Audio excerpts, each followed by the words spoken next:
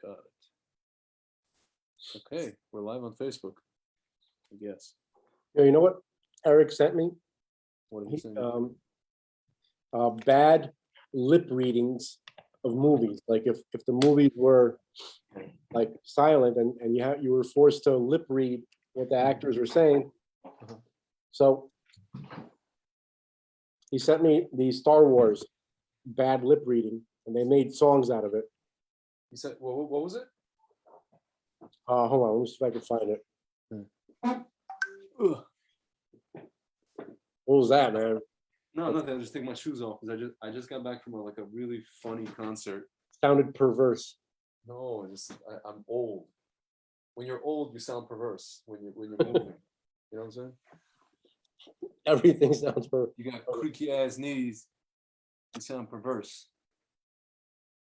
No, bad lip reading. There's a dude. He's like a black convert guy, and he's a rapper. And he was rapping here in Jerusalem. Are you talking about Nissan Black? No, it's not Nathan Black. He's like, this guy is not as famous as Nathan Black, but I think he should be as famous, but he's not. His name is Zacharia something. And he has like a good flow, if you want to call it that, in terms of like rap skills. I like his beats. It was very funny, just the lyrics. It's like he turns all these Torah things into like rap. But it's not corny at all. It's like very funny. It's hilarious. I personally got a kick out of it.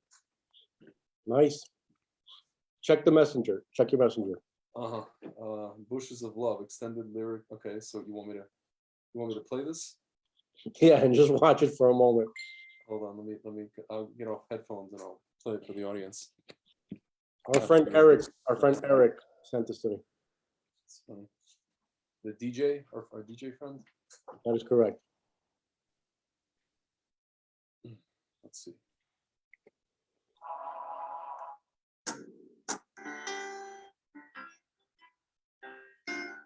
This is like Star Wars. This is very funny. We fought that beast. Your abandoned me. Had a chicken head with duck feet. What the hell? With a woman's face to it. Oh, that's right. In the bushes for us. Then ripped off your dad's face. He was screaming something awful. That's very funny. There was this huge mess. We had to change the floors. What the hell? Floors? You see his blood drained. Do you get what's happening? Pause it for a second. Yeah. Right? For somebody who can't hear what they're saying, they have to read the lips. That's Yeah. I mean, this is hilarious. I can't believe it. It's like the scene where he's telling him like the origin, like his family, like Yeah, Star Wars, and it's just like you don't. It's like some woman duck chicken thing that Bushes of Love. Weird. It's so random. I know. Eric just sent that to me today, like a few hours ago. It's pretty. They have all kinds of bad lip readings on this channel. You have the one NFL, players. They're talking to coaches and stuff. They have like. Oh, by the way, dude, I see they have Dune here. Dude, I saw Dune. Did you see Dune, the new one? What? There's a new Dune? Yeah, dude, I saw it on the plane, dude. It's a freaking basically Mashiach story. Oh yeah, you mean? Hold on a second. Hold on. After the book. Was the actor the same guy from Twin Peaks? No, he's like this little pretty boy. It's the brand new one. Oh, so brand new. I don't know. He's with Zendaya. No, it was actually pretty good. I thought it was pretty good, dude. The you could tell a lot of it was CGI, but dude, the way they did the CGI was actually incredible. There's a term that they use. There's a few terms, but the one that sticks out to me in the book and in the original movie was when they travel. You know, when they kvitza tadera. Yeah, kvitza tadera. Yeah, I was like, you're kidding. They use the Baal Shem Tov's travel method in that movie. Well, that's any tzaddik, the Baba Sali, Baal Shem Tov. It's crazy. I don't know where they came up with that. The guy who wrote it said that it's Arabic. Okay. Yeah, kvitza. He's like kvitza tadarak, like that, right? So they called the guy, the actual, this main character, but this Bene Gesserit, the Bene Gesserit, or Bene Gesserit, social, religious, political force. It's like Bene, you know what I'm saying? Yeah. So, the kid, that's the Mashiach figure. They called him Kvitzat Adar, messianic super being with the clairvoyance necessary to guide humanity to a better future. However, she bore a son, Paul, to their disappointment. Throughout his life, he was trained by Leto's aides, Duncan Idaho, Gurney Helix, Suk, Dr. Wellington Yue, and Menta Tufir Hawat. This is the whole thing. Like, Yeah, I'm reading the wiki. He said Kvitzat Haderach.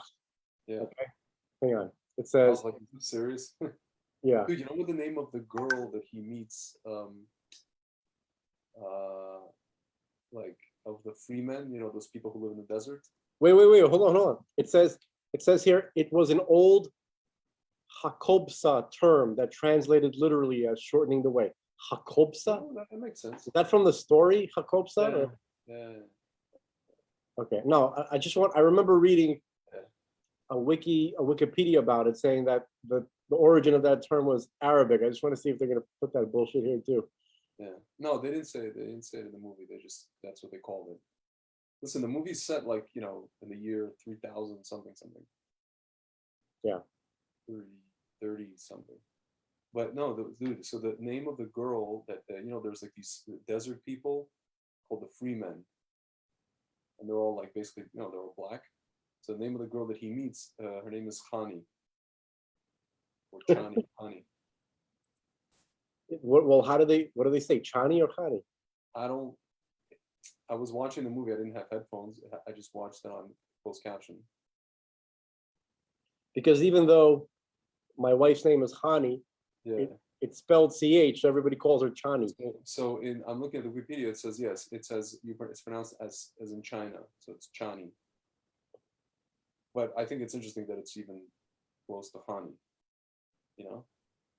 Yeah. She's the one that they imply at the end of the movie that there's going to be a sequel. So I guess they get together in the sequel. I'm assuming. Yeah. It's interesting. So hold on. Leto's concubine, Lady Jessica, is an acolyte of the B'nai Gesserit, an exclusive sisterhood whose members possess advanced physical and mental abilities. As part of their centuries-long breeding program, they instructed her to bear a daughter whose son would become the Kvitzat Haderach, a B'nai Gesserit messianic super being, blah, blah, blah, like you said. However, she bore a son, Paul, to their disappointment. Throughout his life, he is trained by Leto's aides. Hold on.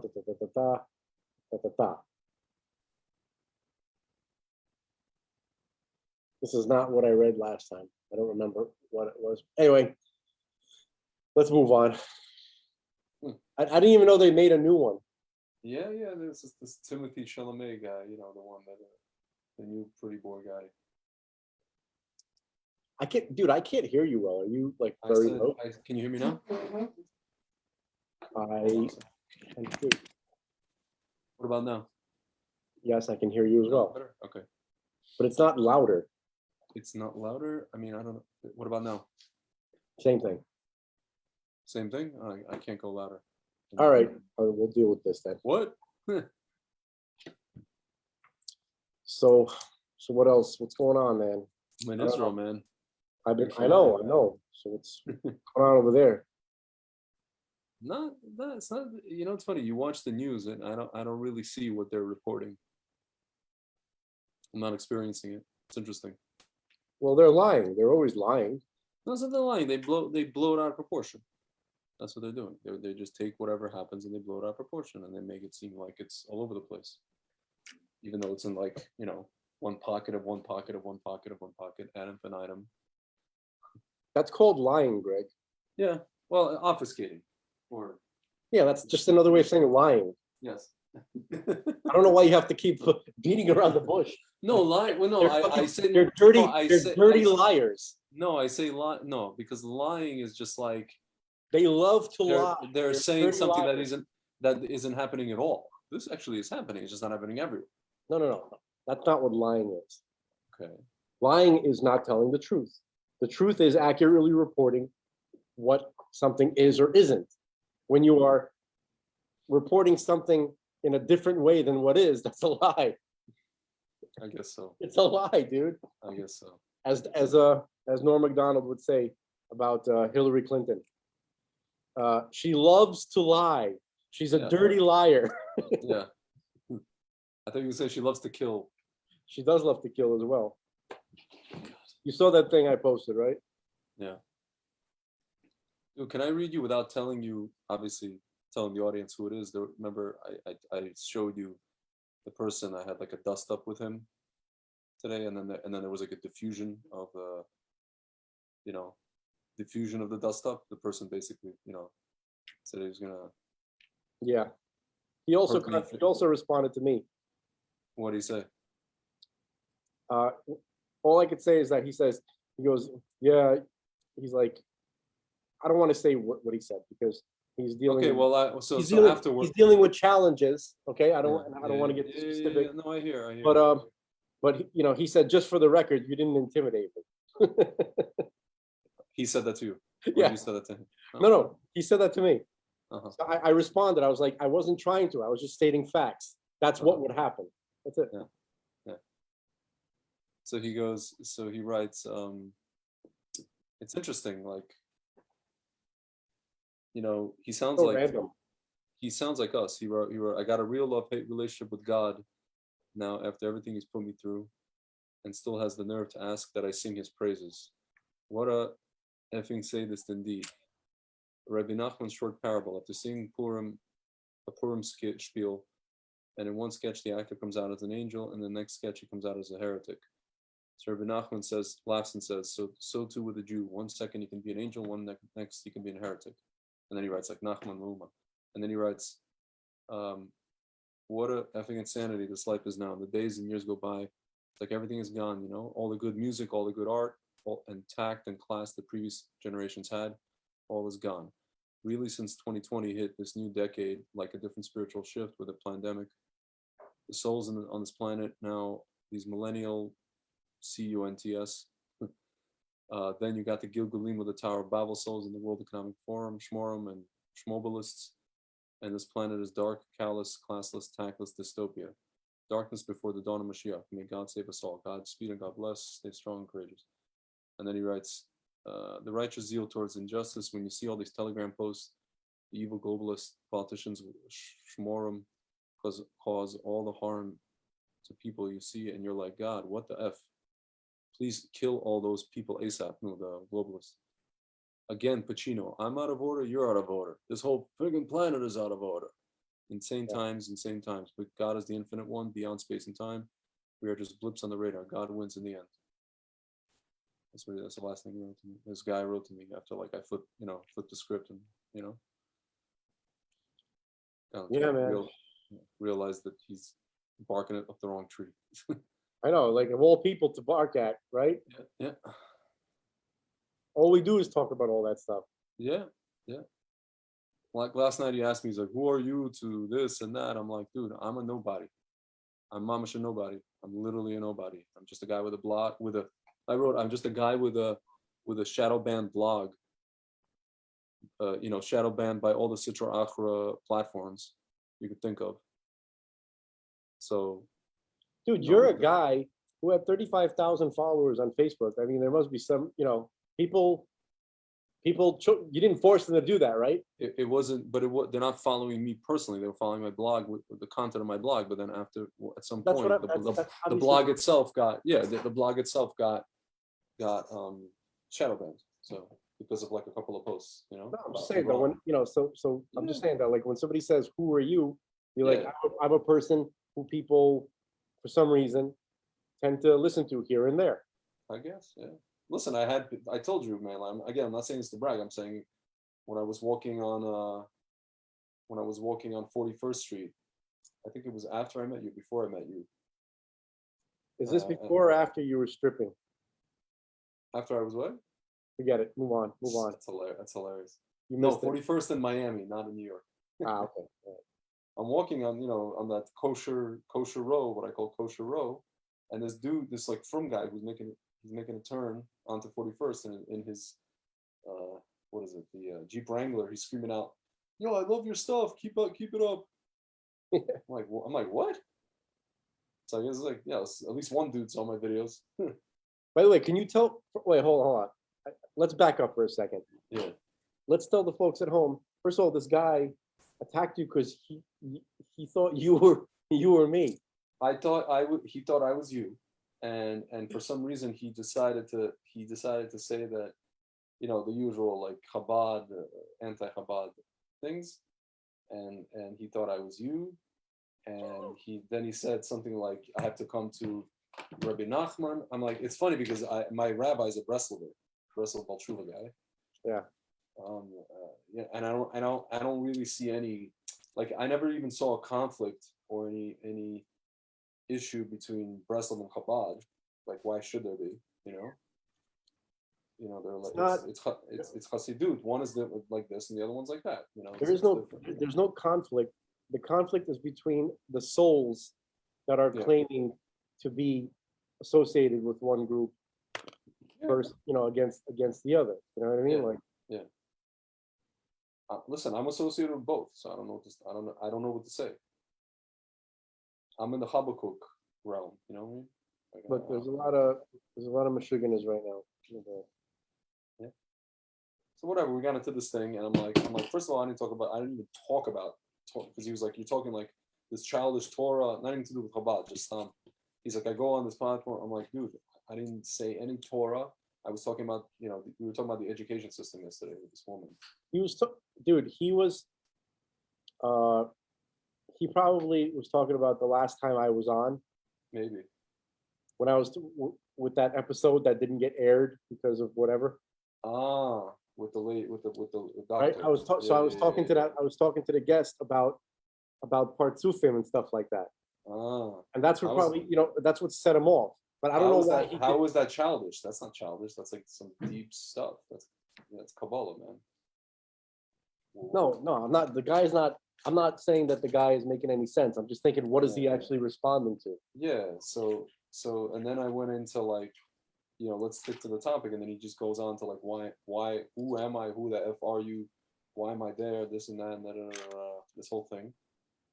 And then I was just like, you're not well. You don't sound all together. And then and that's when he like physically threatened me. I was like, okay, like, let's say it to my face kind of stuff. I was like, all right, buddy. And that's when I just. By the way, what I showed you what I wrote to him, right? Yes. I was not. I'm not joking. I'm serious. I hear. It's. I think at this point, it's it's moved to. You know what I mean? Like, clearly it's funny because he feels the same way we do. You know what I mean?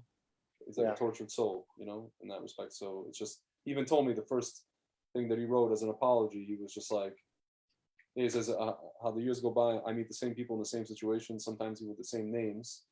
It's too much. So I guess he saw like a name, a last name or a first name or whatever. And it like, there's, it triggered some little mechanism in his brain. The only thing that concerns me is that, there's kind of like dudes out there, these like MK Ultra guys, you know what I mean? Like, yeah. Well, that's the first thing I thought. That's what Lowell was thinking. He was like, maybe he's like, is this guy crazy? Just a plant or both? That he's like, sometimes they do this to people. He wrote that to me. Sometimes they do this to people where they, implant something in their psyche, and the guy just goes off. But they use them as like a vehicle, Yeah. As a tool. It's kind of crazy to think about. I'm looking at actually what he responded to me. Yeah. He said had nothing to do with you, meaning like he was frustrated, and he was just decided to take it out on us for some reason. Yeah. He said had nothing to do with you, but for the record, you really don't scare me. Dude, what's crazy, man? To his credit, a lot of people, when they do that, that's exactly what they're doing. They're taking things out on somebody else. Not just him, just like Stam, new people, how they behave. they're only behaving because they're taking it out on you, something that happened to them, whatever, or something that's going on with them. And most people don't admit it. Most people don't even know they're doing it because it's subconscious. Most people have no awareness that they're doing it. Or even if they do, they'll never admit it. They'll never say, I'm sorry, I'm just having this and I'm taking it out on you. It's very rare people do that. Dude, I definitely got my character flaws, a lot of them. Yeah. I'm serious. I'm not trying to be humble. I have many, but I cannot relate to ever taking out my frustration on just a person that has nothing to do with it. I do it very rarely, but it's not like very rarely. It happens rarely, and when it happens, I'm like aware of it. Most people are not. Like most, like Russians, Russian parents, let's say. Yeah. Older Russians, they're totally not aware that they're doing it. It's again, it's a part of emotional intelligence rubric. That's what it is, and it's majorly lacking in the world, and it's a shame that it's lacking because it comes in a package with, lack of mental health. Yeah. With a lot of people, and it's a whole combination, and it's just kind of like, and you have to bear the brunt of it. It's like, yo. I would like to talk about several things. No. Okay? And they are kind of all over the place, but they're interesting. But that's our show. That's how Yeah. we roll. So the first thing I want to talk about, does the name Panda Dolce mean anything to you? Panda Dolce? Yeah. I think I heard it in one of these. Is it something from So I'll tell you what it is. So basically, it's a drag queen, right? Who was one of these drag queens that they were bringing in for story time with a drag queen, reading to children. So psychotic? yeah, so I saw, so what happened was, and this is in the Bay Area, obviously. Well, this doesn't just happen in the Bay Area, but this particular incident was in the Bay Area. They brought this tranny thing, okay, to read to children, okay, in its full getup. Panda Dolce's name is. What is it? Its name is. I'm asking. Its name is Panda Dolce. Panda Dolce. Okay, so what happened was a bunch of Proud Boys who are not racist at all. It's a complete lie that's constantly told about them because they represent to the Klaus Schwabians the scariest possible type of opponent. Yeah. A Western, a multiracial, even multi-religious, even multi-sexual group of people who the only thing they have in common is that they love Western culture, and that I they think feel there's gay dudes in that group in Proud yeah, Boys. there are gay Proud Boys. There are many Black Proud Boys. Many. Dude, the head of the head Proud is a Boys Hispanic. is a Latino Hispanic guy. guy. He's not white. Yeah. Okay. One of the guys who got into a fight with Antifa from the Proud Boys, who got locked up in Rikers Island, right? He's a white guy. He was. They tried to paint him as a white supremacist. The guy is married to a Black lady who was just about to have a baby. He didn't even get to see the baby. Ridiculous. She gave him jail for being a white supremacist married to a Black lady making colored children. Okay, that's everything they say is a lie. They are dirty liars. They love to lie, just like their priestess, Hillary Clinton. Okay? So she's the high priestess of lying. So basically, Proud Boys came and they interrupted this reading because there was this creature, Panda Dolce, made a music video, right? Where it was like two different songs. The first one was like that satire that Natalie Portman, from Saturday Night Live, you know, when I don't know why, like they thought it would be funny to get Natalie Portman to rap and to say the most disgusting possible things ever. So, you know, obviously they're going to argue. Because Natalie Portman, that's when Natalie Portman was very young, no? No, Or this no? is like her in her like This is more okay. mid-20s, early 30s, Oh, okay. something like that. Yeah. So basically, they thought it would be funny, you know, to get like, because Natalie Portman has this like, I suppose, this like perception that she's like intellectual, that she's whatever, you know what I mean, whatever, whatever perception. So they thought, how funny, you know, it's like getting like an old lady to, you know, rob someone, you know, something like that, something you wouldn't expect. So obviously they're going to argue that it's satire, but then this drag queen made this disgusting music video with you know, like rapping over her lyrics, right, or like or mouthing or what pantomiming, whatever the hell they do, you know what I mean, like when they pretend to be singing, lip syncing.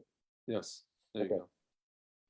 So and they were showing this. So in the Natalie Portman song, which this thing was lip syncing, it talks about like, well, you know, like screw little kids. You know what? Let's play it. Let's play it. Can you go? Can you go on my Facebook because you're recording this? It's gonna sound better from your side. You go on my Facebook wall. Yeah. With you. Now, folks, this is a warning. Language horror warning. Disgusting, awful. Local heroes drive vile drag queen. Not that one. Not that one. The second one underneath this one. Okay. Yeah, this is just a section of it, by the way. Yeah, it says healthy people nothing gain from watching this. Every moment of this video is evil and disgusting. There's a drag queen named Panda Dulce. Those who involved in producing this would probably say it's an attempt at satire. It may be useful to show this to any of the woke friends or family that have children, might also still have half a brain cell, may wake them up to drag queen story time. Okay. Let's play this. You can see it, right?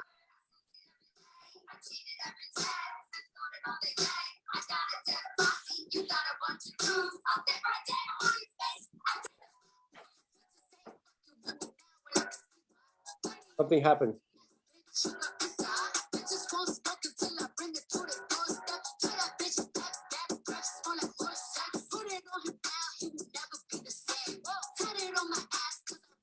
You know what, dude? Stop. I realize that the part that I want people to hear is not. It's not in the clip. Go to Getter. Go to Getter. This is worth it. People should know about this. Because this ain't a joke. Tell me when you're a Getter. To your account, right? Not mine. Well, actually, yeah, you can go mine because I think I posted it. But we're going to Gavin McInnes. Let's see. Yeah, they. Gavin, no, you're. I mean, you posted. Oh, the YouTube clip, but you also. If you keep scrolling down, I posted. I'm looking for the Gavin McInnes. Yeah. It says it's like on June 14th, and then like okay. It doesn't show the June 14th. Hang on. I'll send you the link. One second. Yeah, I think you may have. They may have. Or maybe he erased it. Or no, it's still there. I'm looking at it right now. Here, Gavin McInnes. Okay, I'm just gonna go on his thing. I sent it to you on Messenger. I don't see anything on Messenger. You did not send me anything. Oh shit! Sorry. Actually, I sent it to the guy that we were just talking about by accident. Whatever. Oh, sorry. I wish I could unsend it. Is there a way to unsend something? There is a way to the little three dots next to. Oh, really? All right, let me do that. Yeah, but then it'll be like, what the hell did you send me? Yeah, this guy. I don't want to set this guy off. He's like 3 dots next to it. Not 3 dots, whatever. The little. It's the 3 dot to the right. There's like more. You click on the 3 dots next to whatever you sent. 1 second. And it'll say more, and then you go remove. Why don't I see that? Next to the arrow. There's like an arrow, smiley face, arrow, and then 3 dots. Okay. Yeah. This. Okay. It's a 2-minute clip. Which part of this do you want me to play? So it's like when Chris Parnell, Okay. asks her, aren't you, aren't you a role model for little kids? And see what she says. So, Natalie, what's a day in the life of Natalie Portman-White? Do you really want to know? Please, tell us. I don't see mother. 120 getting who while swerving. Damn, Natalie, you a crazy chick. You shut the up and suck my. What? That's it? This is No, it keeps going. keep going? Like gushers, mother. Roll up on NBC, expect a TikTok. What you want, Natalie? Drinking fight. What's your name, Natalie? Just go light. Don't tell me what I'm treating you on the airplane. Down your till you. Screaming. You know what's crazy? It's my name that is screaming. I'm sorry, Natalie. Are you to believe you know driving while intoxicated? But what about the kids that look up to you? Do you have a message for them? All the kids looking up to me can suck my. All right, that's it. I just wanted to. That's There you that's go. the part, and everything else after that is pretty awful. Yeah. But so basically, when you have this this drag queen who's like lip syncing and dancing and pantomiming, everything that the song is writing about, right? Yeah. Yeah. So and then you have it, doing very, very disgusting things.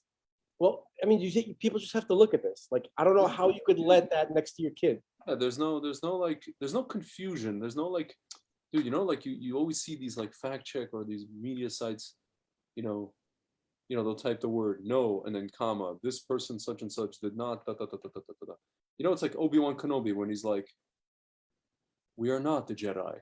Like, it's like a hypnosis. They're trying to hypnotize people and but all you have to do is look. It's in front of your face. Yeah. Just I don't get it. I really don't get it. It's like I was talking to that lady on what's her name, on the Zoom with Lowell, and we were talking about like education and whatever it is, and I said that we're talking about Common Core, and I said that I remember when Common Core came out, I felt like they were not. It's not that they were, kids could still do math, right? They could do arithmetic and all that thing, all that stuff. It was a different method. And I felt like they were just trying to rewire kids' brains so that kids wouldn't be able to think. It was like Citra Opera math. It was like somebody developed basically to get kids not to be able to think, critically think, or to be able to acknowledge, the MS when it's in front of the face. Yeah, it's really scary. But it's interesting. Everything is scary. They did this with numbers. They did this with like, essentially it's like a Citra Opera gematria, so to speak. If you think about it. Yeah. So I don't know. How do we and we were saying how like, she says like the millennials and Gen Z right now are basically a lost cause for the most part. And the generation like after them, the kids who are 10, 11, what's crazy? If you see some of these kids, like I have friends who have kids, like 6, 7 years old, 8 years old. These are like very, very special kids.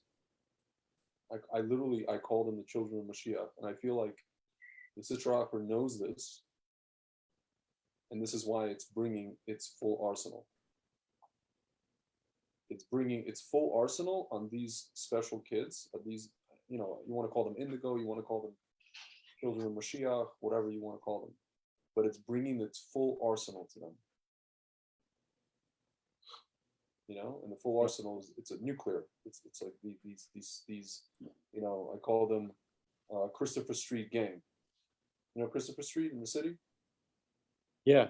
All the trannies. We used to go to clubs. Of course, sure. The people you and I used to see just in clubs, who were relegated to clubs. These people should be only at best in a freaking New York nightclub. It's too late for that now. Yeah. If they would have just stayed, in those settings, right? Yeah. Then fine. But clearly they've revealed themselves for what the intentions are. Yeah. There's no going back now. Dude, but you know what's crazy? If you come up to the ones who used to be in the clubs back in 20 years ago, and you ask them, what do you think of what these guys are doing in the schools? They'd be like, half of them would probably say that's whack. Half of them would probably tell you that's not for kids. Like the party boys, the party kids of Tunnel, Sound Factory. Yeah, yeah. Half of them today are freaking IT guys or guys in freaking Morgan Stanley. The club kids, Michael Alig, that whole. Yeah, Michael Alig is running. People like Michael Alig are running Democratic Party right now, and running all this crap. But like they're not. I think he's out of jail. Michael Alig, I think passed away from heroin overdose.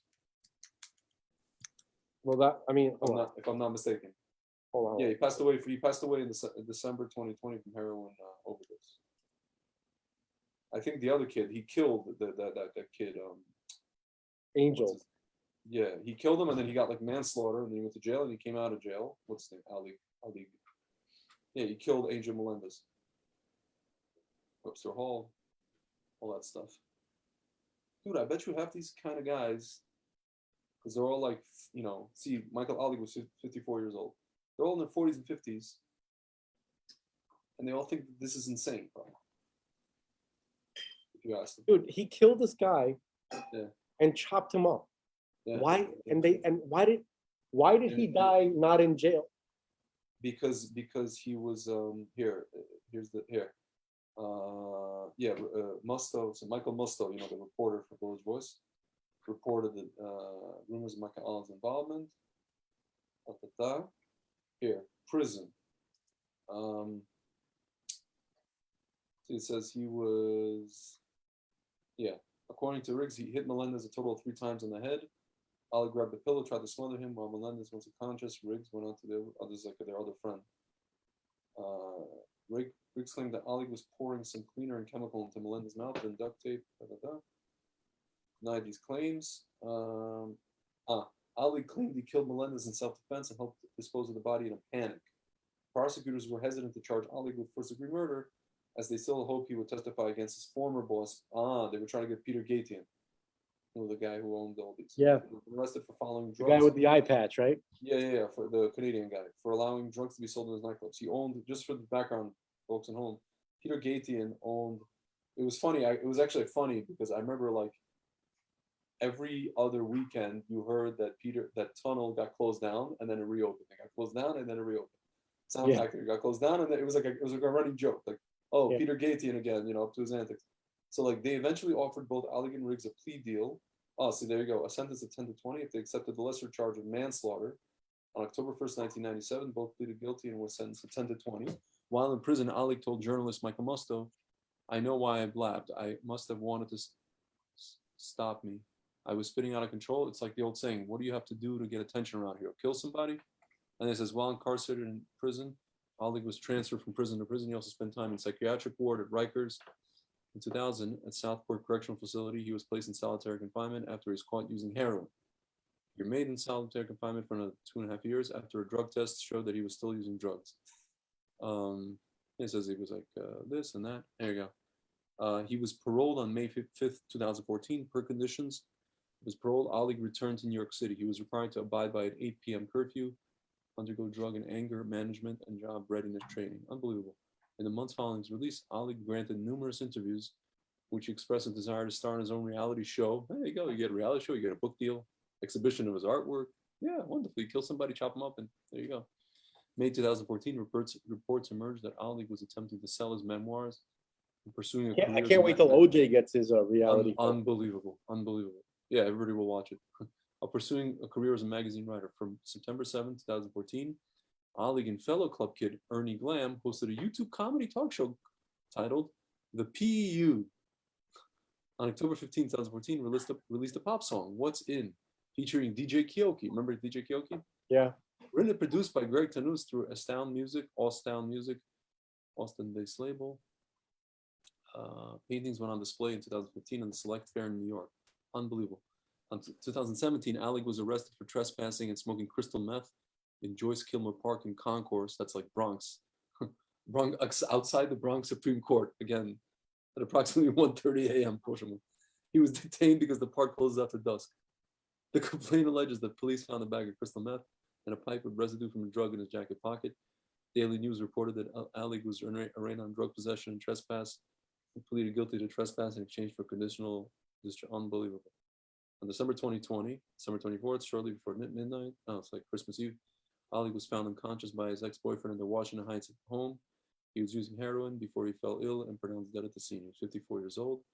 Following day Christmas, Ali's mother confirmed his death. Cause of death is an accidental heroin overdose. The Office of Chief Medical Examiner in New York verified May 2021. Ali died from acute intoxication from the drugs fentanyl, acetylfentanyl, and heroin and methamphetamine. And you can't say he died of Vax. Schmax. Unbelievable. So people like him, like, you know, Yeah, I know. these are the people that are like running stuff. It's just madness, just madness. And I'm telling you, I guarantee you, half the people like him who are still alive, who are in the 50s, if you come up to them and say, "What do you think about Drag Queen Storytime?" People are like, "Yeah, this is not what we were going for here." Like we were doing this for the clubs. We were doing this for, like, you know, cage dancing or something. They were doing this to be Yourselves.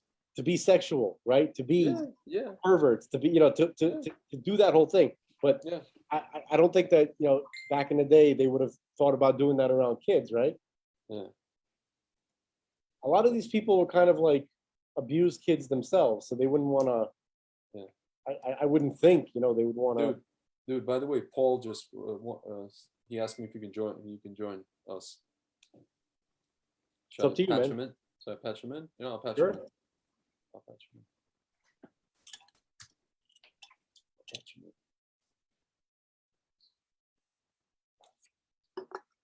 And, things get too hairy, you know, you blame me. Let's see. Oh, good evening.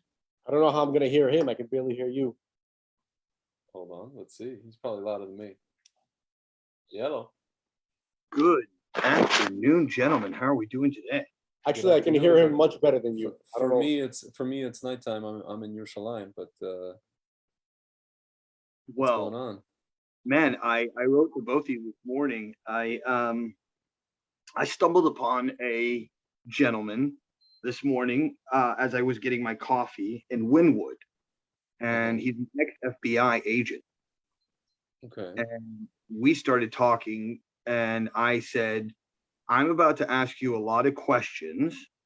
You don't have to answer them, but your responses are going to tell me everything I need to know." Yeah. And he goes, "Yeah, no problem. I can do that." I said, "Cool." Mhm. So I went through a litany of conspiracy, quote unquote, conspiracy theories, Mhm. and he did not deny one of them.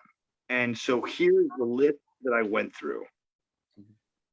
I said, "Okay." Can I ask you a question quickly before you start the list? How do you know that how did you confirm that he was an ex-FBI? He showed me his credentials. Okay, that's good. Mm-hmm. Good enough. And he was with a police officer from Miami-Dade, Oh. who not in clothing at the time. They'd been friends for some 20-some years. That works. Okay. So, and I was there with my dog, and my dog is what created the conversation. That's funny. But nonetheless, you know, he was like, "Oh, you have a really nice dog. He's very well trained. Do you train dogs?" I said, "No." And then I said, "You know, I think it's all about trust, and it's all whatever I say when I'm talking about my dog and how well trained he is." Nonetheless, I said, "Listen, you know, this, that, and the other, the crypto." We started talking about crypto. Yeah. And he said, "Yeah, I'm involved, but not in crypto. I only do stocks and bonds." Mhm. And I said, "Why?" He goes, "Because I can't." I said, "Oh, really?" And he says, "Yeah, I can't get involved because we know the law, and the law won't allow us to. And based on the fact that I used to be an FBI agent, I can't be involved in this new business that has not been regulated yet Interesting. He's not allowed to be involved in crypto. That's interesting. because it's not regulated." Wow. Mhm. And so he says, "Now, if I wanted to do this, He says, if I wanted, Uh-huh. I would give it to my friend to do it for me. Uh-huh. But I personally can't have anything on the quote unquote books that would show that I was involved. Hmm. I'm like, that's great. I go, I have some weird questions to ask you. I go, first, are you 32nd? And he goes, oh no. Are you what? Would you ask? I put 32nd. And he says, oh no. And then I looked at the police officer and I said, you? And he goes, I don't know what that is. 32nd degree Mason. Yes, Ah, of course. okay, Of course. gotcha, First, gotcha. exactly what I was going for. And I was just trying to be very inconspicuous about the talk, Uh-huh. right? Gotcha. And he says, no, I'm not. And I wouldn't be. Mhm. And I said, oh, does this have anything to do with the documentary about the streets of Washington, D.C.? Mhm. And he said, yes, it does. And I said, in particular, the Freemasonry location, which is in the top of a pyramid inside the all-seeing eye, which is right at the 33rd degree building. And he says, 100%.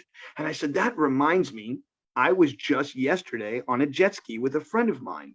And I was driving around Biscayne Boulevard area. And we went towards the beach and we found an island with an obelisk on it. Oh, there's so many obelisks around here, dude. I know. And so he said, he just starts laughing when I said that. And he said the same thing. And I said, man, what's an obelisk for? Don't answer the question. I already know the answer. And he starts laughing again. I go, okay, let's go down further down the rabbit hole. He says, no problem. I said, 1890 to 1920, was there an American eugenics society that was created by the government? And he says, I can't confirm or not confirm that it was the government, but yes, that did exist.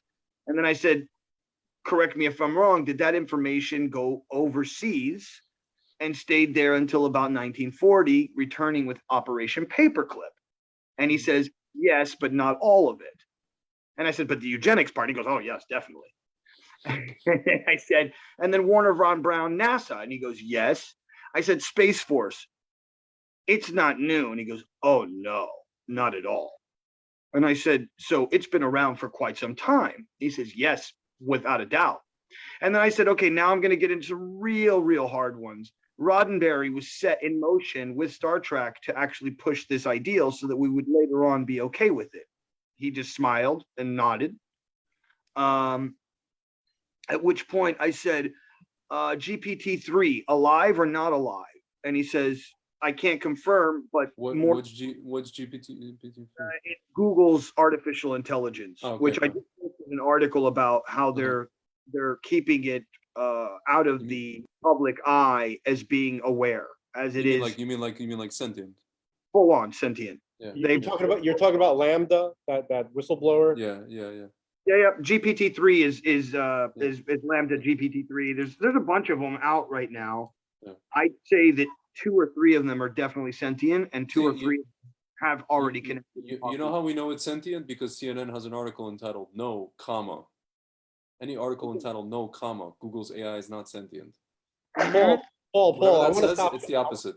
Paul, I want to stop you. Just like pause you for a moment. Sure. And we talked about this the last time you were on too. That, Yes. Okay.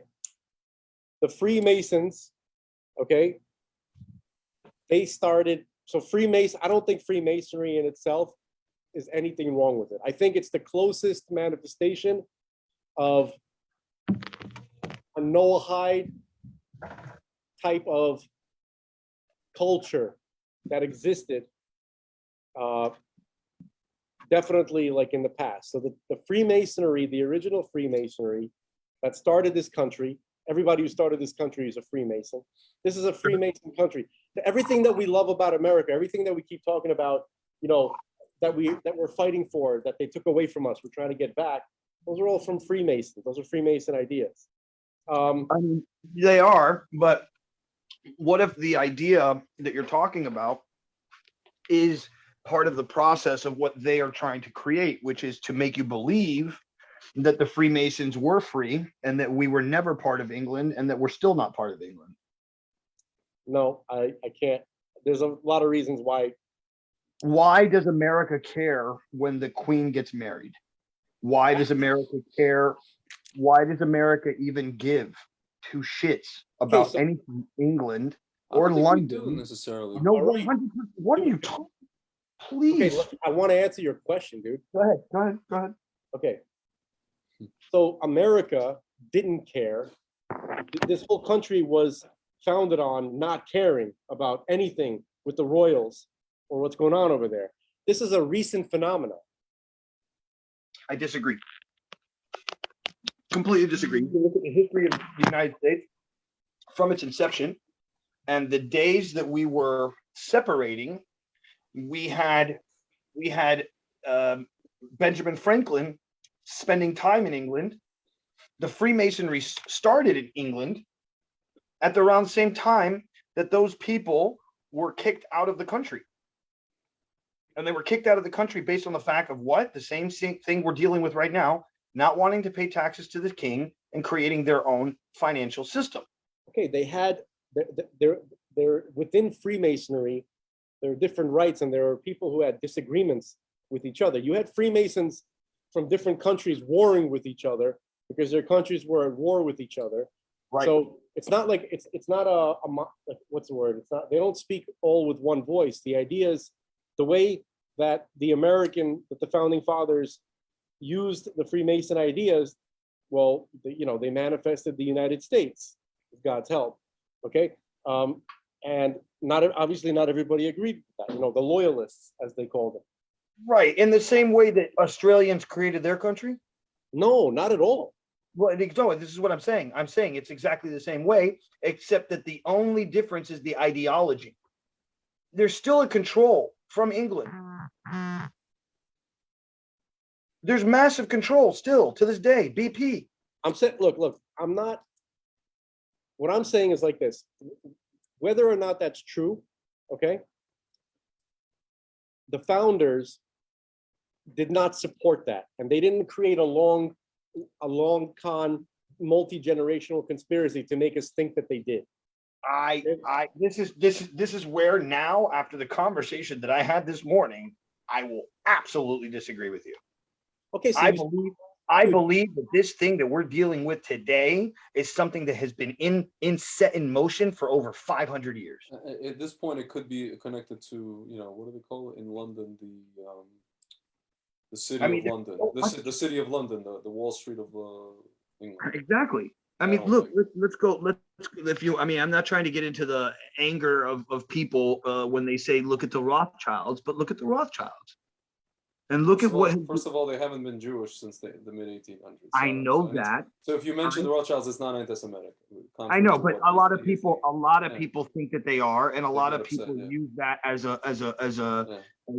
stab, if you will. Yeah.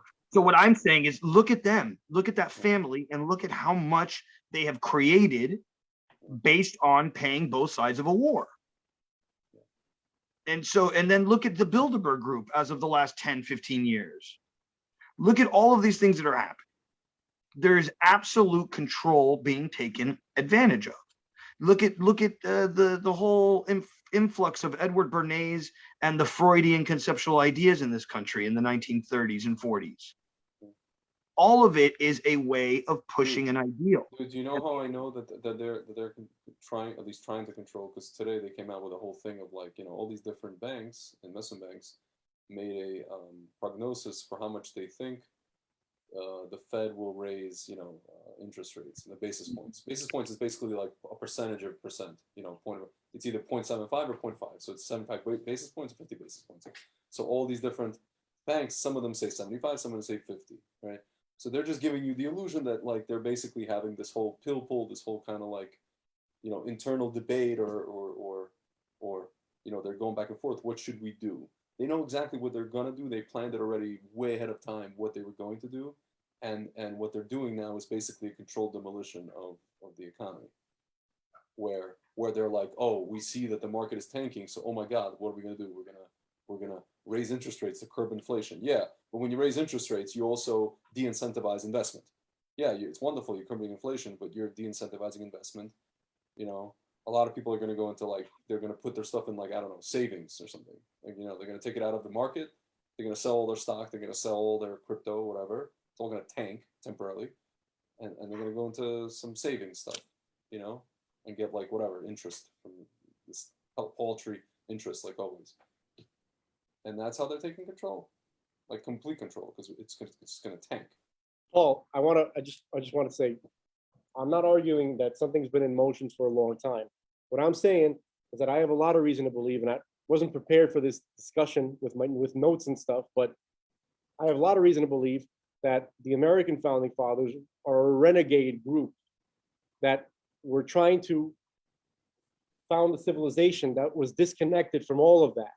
And they were successful at doing that for a while before it started getting seriously corrupt. I mean, they started chipping away at it straight from the beginning, okay? But the wars that they fought, the things that they did, the steps that they took were so different than everybody that you're talking about, right? That America became like target number one for all of these people, all the royals, all the, all of these families that finance both sides and all this eugenics, all this shit. These guys were not about that. I mean, I can tell when someone is bullshitting because what they do is they create a facade, okay? But when they live a life a certain way and they constantly write about something, you can tell when writing is bullshit and when writing is read the Federalist paper. The Federalist paper. It's not. Oh, wait. I want to say I got 10 more seconds, okay? And then the fact that it was the founding fathers that began the destruction of slavery in the world. They didn't cause slavery; they ended it. Yeah. And that was the biggest. You can't say that. I'm sorry. I can saying that, and I am saying that. Washington had slaves. Washington had slaves. He freed them upon his death.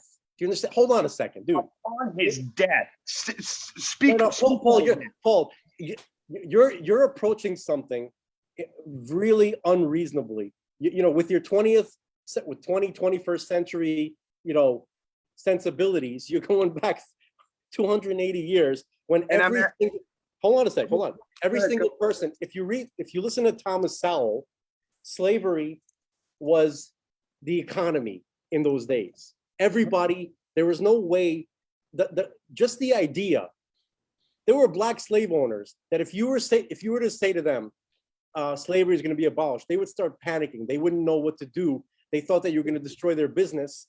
And that's how every slave owner in the entire earth felt. And when they saw what happened, when they saw that Jefferson and Washington and Benjamin Franklin and all of these people were writing about the abolishment of slavery, it was actually similar in a very small way to the way people are talking about like gasoline engines. Like oil. I was just gonna say like oil. Yeah. People don't. They start panicking. Because what else are we gonna do? It's like, can't Hold on, see and I'll say this. Hold on, and I'll say this. And in the same way that those same people have great intention, the financial dollars that pushed what happened made the country what it is.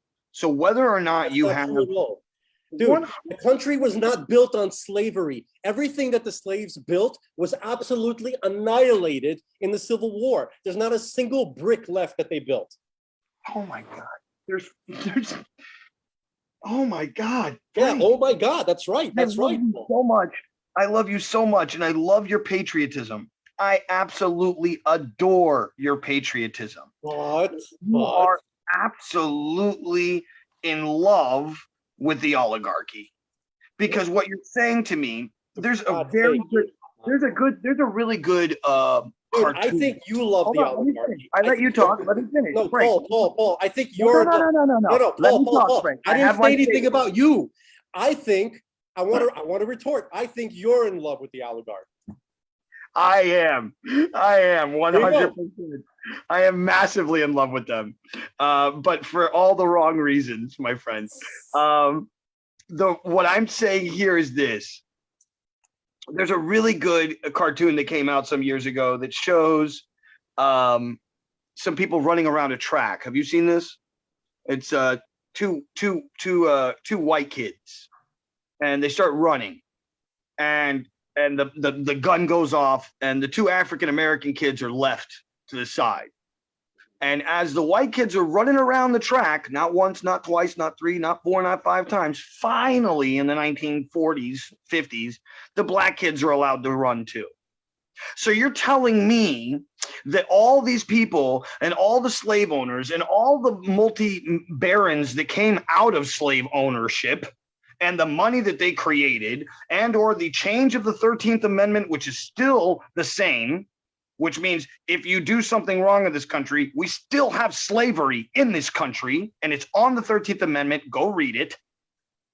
So what you're telling me is that all of my ideas are completely fascist, and that the ideas that we're talking about, yeah, we need to look at them differently. I'm asking you, you're telling me to go back 200 and some odd years. You're saying I read what they wrote. I'm saying, how do you know? I saw what they did. Dude, even, listen. Let me ask two questions. When did the Civil War happen? In the 1880s. 1865. So 100 years after the 1860. ratification of the country, right? So No, that's what you're saying. 1865. So 100 years. Less than 100 years. All right, less than 100 years. Whatever. Yeah.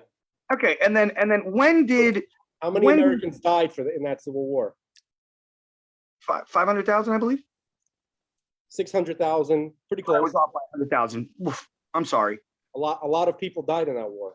I know that, man. I'm not condemning the fact that 500,000 people died in the war. I'm not going against that. I'm not saying that there weren't people who believed. I'm not saying that we haven't had people who have believed in wars in the past that were fraudulent wars, like Vietnam.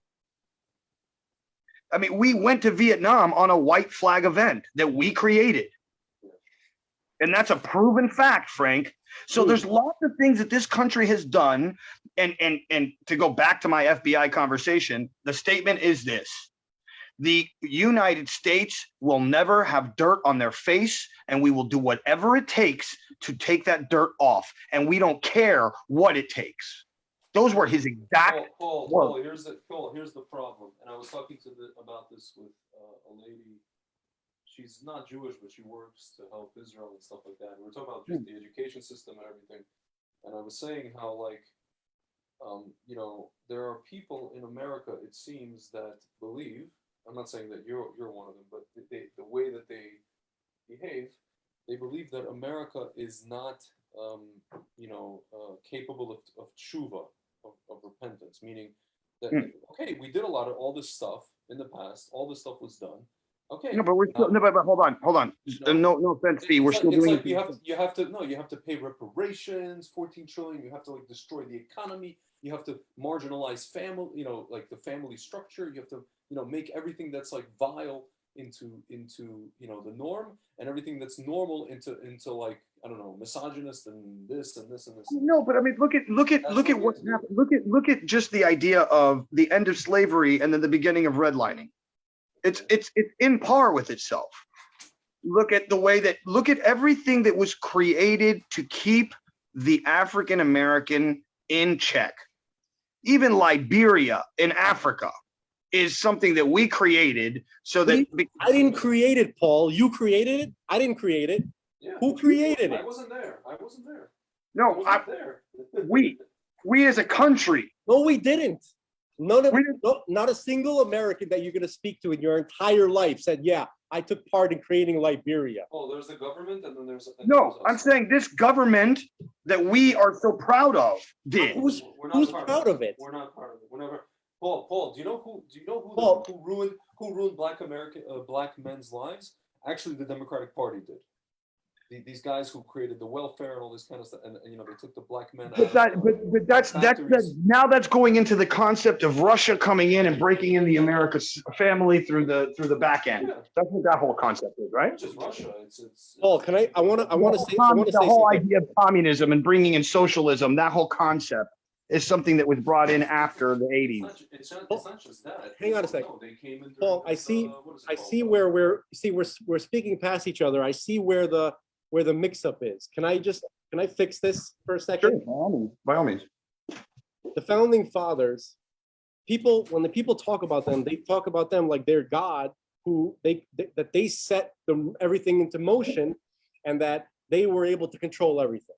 The founding fathers were a tiny little group of men who were constantly worried that they're going to be pulled out of their house and hung because of the stuff that they Not only that, they wanted to restrict their own power, which is why Washington didn't even want to be the president, because he's like, I don't want to be another monarch.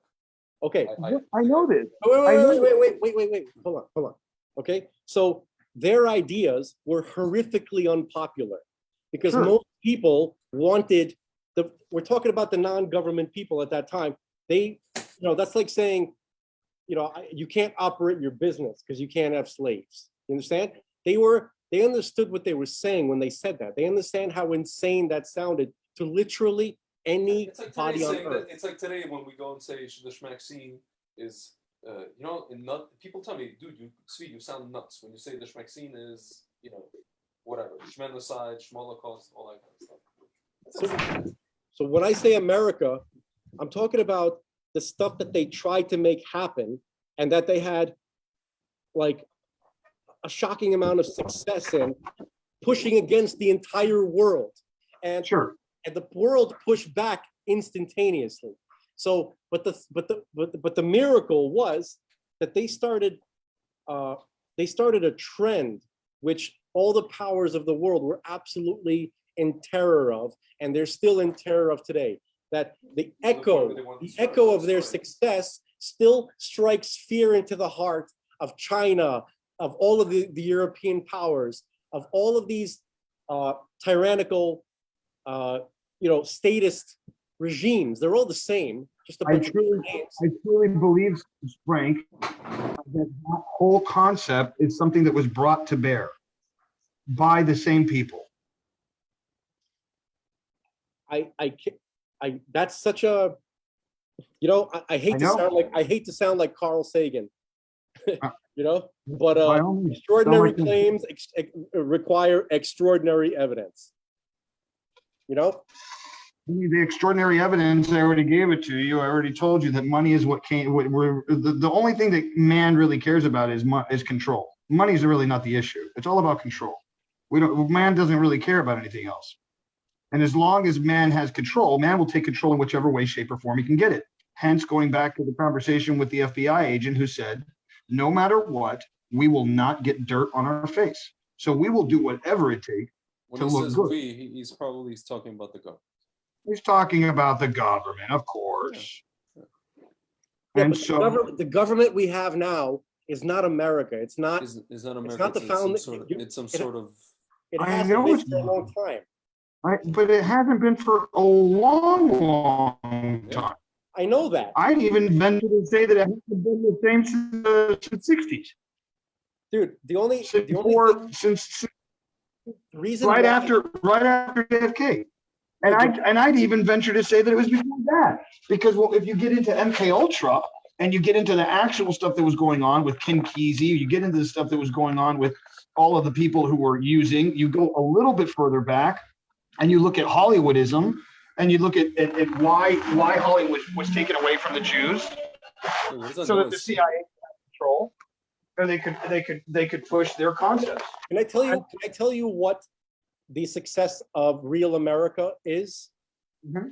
Real America is the founding fathers and the spirit and the idea that they stamped so deeply, hold on, into the people, that the people will never give up their guns, and the majority embrace God. Those are the two biggest crimes in the history of humanity. If you ask all the people that you're talking about, all these government, these people who want to control, right? They hate the founding fathers because they created a situation that makes it impossible for them to grab control. They gave people the idea that don't ever give up your guns and don't ever give up your relationship with God, right? That's the enemy. And people respond to that. That's America. And I agree with you. but the America that you're talking about is on its last leg. It's been on its last leg every generation. No, no, it hasn't. No, it hasn't. I'm sorry. There was an ideal in the 1920s and the 1930s of this country to make the best man you could and to push the ideal further. It was until it wasn't until the 1940s and 50s, man. I'm going to say it again. Edward Bernays changed this country. Freud changed this country. Paul, can I ask you a question? And Mhm. I know that you have, but how much time have you spent in a non-blue city? A lot. Okay, so the time, personally, the times that I've spent in non-blue places, I've met people who, many people, who that ideal is still something that they're trying to do. See, they're not showing on TV what's actually going on with the majority of people, but that No, of course. idea is still very much alive. And Paul, people are more religious than ever, and there's more guns owned by Americans than has ever been before. That's This is what I that's believe. why they're trying to repeal everything, do everything short of repealing to a Sure. This complete- is why I believe one of the things that I believe that if a Russia or a China or a something were to come to the border or the line of water in which we stand, I promise you, every American that has a gun will be on that. Will be on that. It'll be like Ukraine on steroids. You know how Ukraine now is it'll like be like give everybody Ukraine a on- gun and like let's fight Yeah, back and the Russians. that's the thing. That right there is our ultimate power, right? Our First and Second Amendment right in this country truly is what this whole thing is about. That's America. The right to be able to say what you want and the right to defend what you say. America. America. That's what That's it's about. America, man. That's America. And I totally agree with you. I totally agree. Those ideals that we're talking about are the America that we are still trying to hold on to. What a lot of the people on January 6th were trying to bring back on some level. And yeah, we're in a very weird space right now. Now, let me go back to this conversation with the FBI guy, because I asked about the sentience of a computer and he agreed. And then I asked him if we are in a simulation and how long has that been going on? And he said that we've been in the simulation for a lot longer than you think. When you say we're in a simulation, what do you mean? Literally. We In are the in. Matrix. We're in the Conducted Matrix. by who? Conducted by who? Hashem or government or who? So from what I'm gathering out of the conversation, because it was very open, if you will, I believe that the Hashem version of things has been manipulated by those who have the power to do so. Mhm. And it goes even further when it goes into people that are from other dimensions that are involved in our daily process. The Sitra Achra. That's Yeah. that's what we're talking about here. Yeah. Exactly what it is. And so this group, if you want to call it that, are very much at wanting to do whatever it takes to keep the power. So I asked him about AUAG. AUAG usually stands for silver and gold. Mhm. But AUAG is actually known as the Australian antigen virus. And it's going to be released very soon. And the other thing that was a topic of conversation was the rainbow event in Colorado. It's happening mid-July. And that's the one. Yeah, it's the What's this 50th thing? anniversary of Rainbow.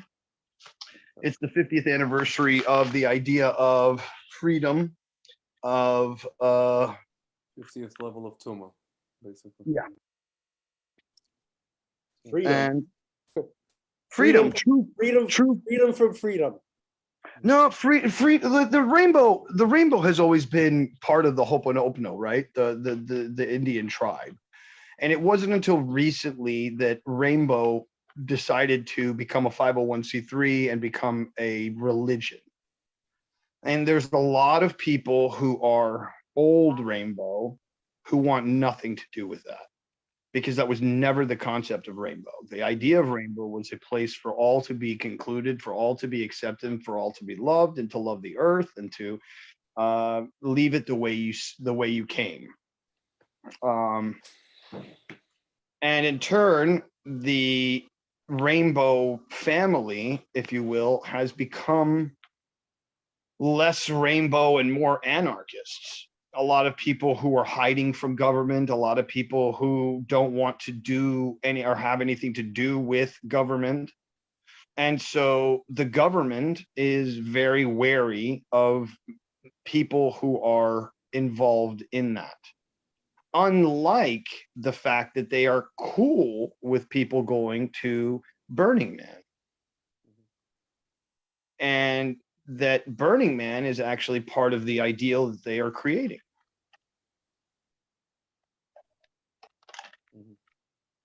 Interesting. So that's what I believe is the future.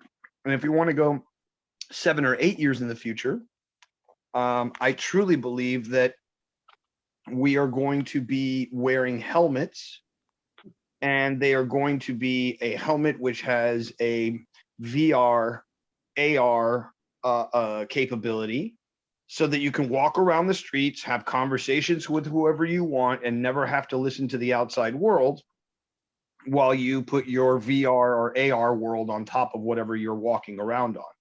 Augmented reality. I've seen that. Yeah, sure. And a really good, for those who are listening and want to see it, there's a really good YouTube video called Hyper Reality, which was made by this amazing Japanese artist, which gives a conceptual idea of what AR would look like in the future when we just walk around with these glasses / helmets / whatever. The reason people aren't going to wear glasses in AR is because as AR gets more involved, you are going to be able to place whatever world on top of the world that you're in. So you're going to map out the world and you can place whatever. If you want to walk around in Candyland, that's your gig. That's what you do.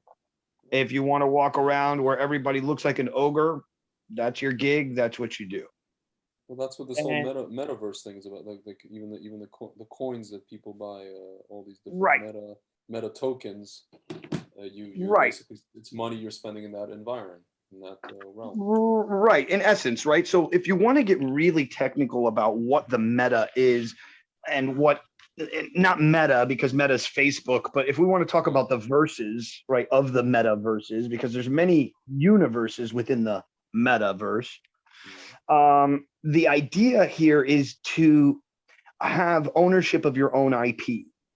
In other words, if I'm on Facebook and I say something that Facebook doesn't like, then they'll just give me a 30-day ban, and they are still making money off of my old posts and money off of anything else I've said in the past, and I don't see color at it. Whereas in the future, they will have a much different way of doing that. Does that make sense? Yeah. Sorry, I lost your the sound here. I think somebody was trying to call me. That's what happened. Can you hear me? Yes, now I can hear. Yeah. Frank, you still there? So that's what I think's gonna happen. They're gonna try to make it happen, but it's not. They're not. It's. I don't know what's going on with my sound, but I just lost sound with you guys. Let me call back in. Okay.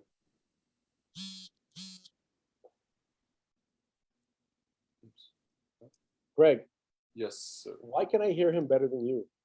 I don't know. I have no idea. I think it's because I'm on my laptop and there's like I'm just speaking. Can you hear better now? Is it better now? A tiny bit, yeah. I'm just because I'm using headphones because it's very late and. Oh, you're talking low because it's late. Okay, that's yeah. But there's a roommate here, so I don't want to like. infuriate him, even though he's a chilled out guy. But yeah, I'm looking at this Australian antigen thing, neonatal hepatitis syndrome. What is this? Some article from 1974. This is crazy. Did you hear about You this? know, what I was about to tell Paul, hopefully Uh-huh. he calls back in, right? Uh-huh. I'll repeat it if he successfully calls back in. But Mhm. you know, there's always a chance that this guy was just fucking with him. Yeah, I was actually gonna say that. I was gonna say, how do you know this guy wasn't just trying to have like a whole mind f? You know, he's like, oh, let me just f with this conspiracy theorist on the beach or Yeah, wherever. I'm he gonna was, just you know? tell this guy that I just met all the Yeah. secrets, all the inner secrets of, you know, the Yeah. inner circle. But Hello. but we're operating like he's telling the truth, you know? Yeah. We can have a discussion of these concepts. I don't mean Paul, I mean the FBI agent guy. Yeah. Yeah. I'm Oh, back. you there? Sorry. Hello. Oh. Yeah.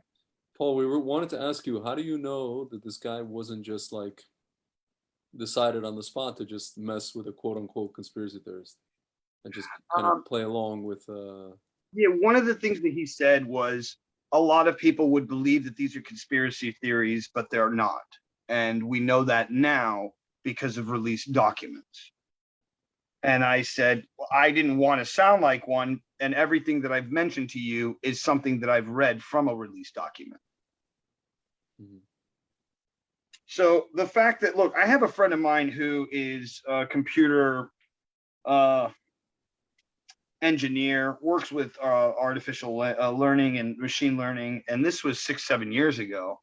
Mhm. And I was in New York, and he had shown me at the time a in his apartment what he was working on, and all you had to do was stand in front of his computer in front of the camera, and it would scan you, and after that it would tell you everything that you wanted to know about you. I mean, literally everything. I mean, it knew my birth, it knew where I was from, it knew my most posted videos, it knew every single thing that was me. Now, the government already has this, and they use it with the police. The police has the ability to go through any and all social media with just a photo and be able to find out everything they want to know about you and find out anything that has to do with any kind of subversive, you know, the 300 word list. Yeah. I mean, that's 6, 7 years ago. Good No, God. we know that's you know that kind of stuff, you know, that's been out. That's not that's never been a conspiracy theory. I mean, that's well known. That's I think everything that I mentioned to you, other than alien control, has been verified.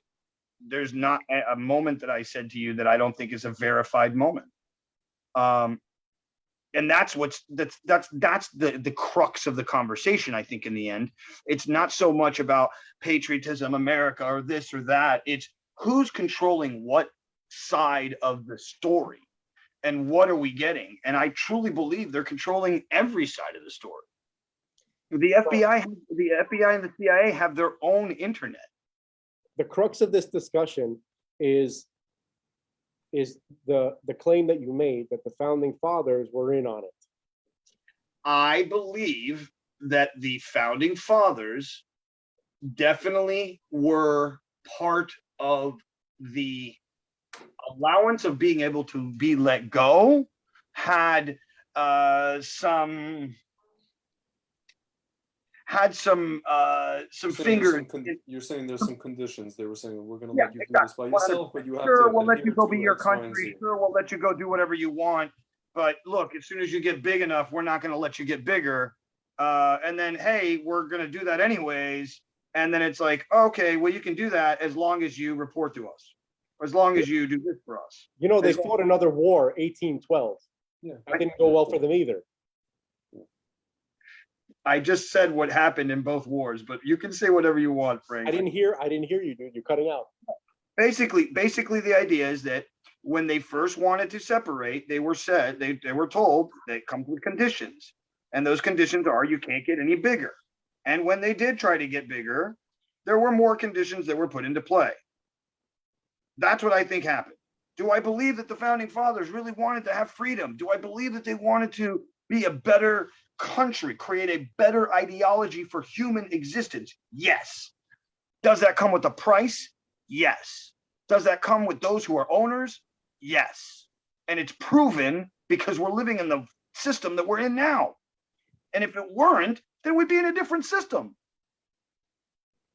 But Okay, we're not. so basically our disagreement is, how did it get to this point? You think that the founding fathers accepted certain conditions as a compromise, And it just snowballed. That's what he says. and I think it happened differently, but I mean, that's just my that's a nuance at this point.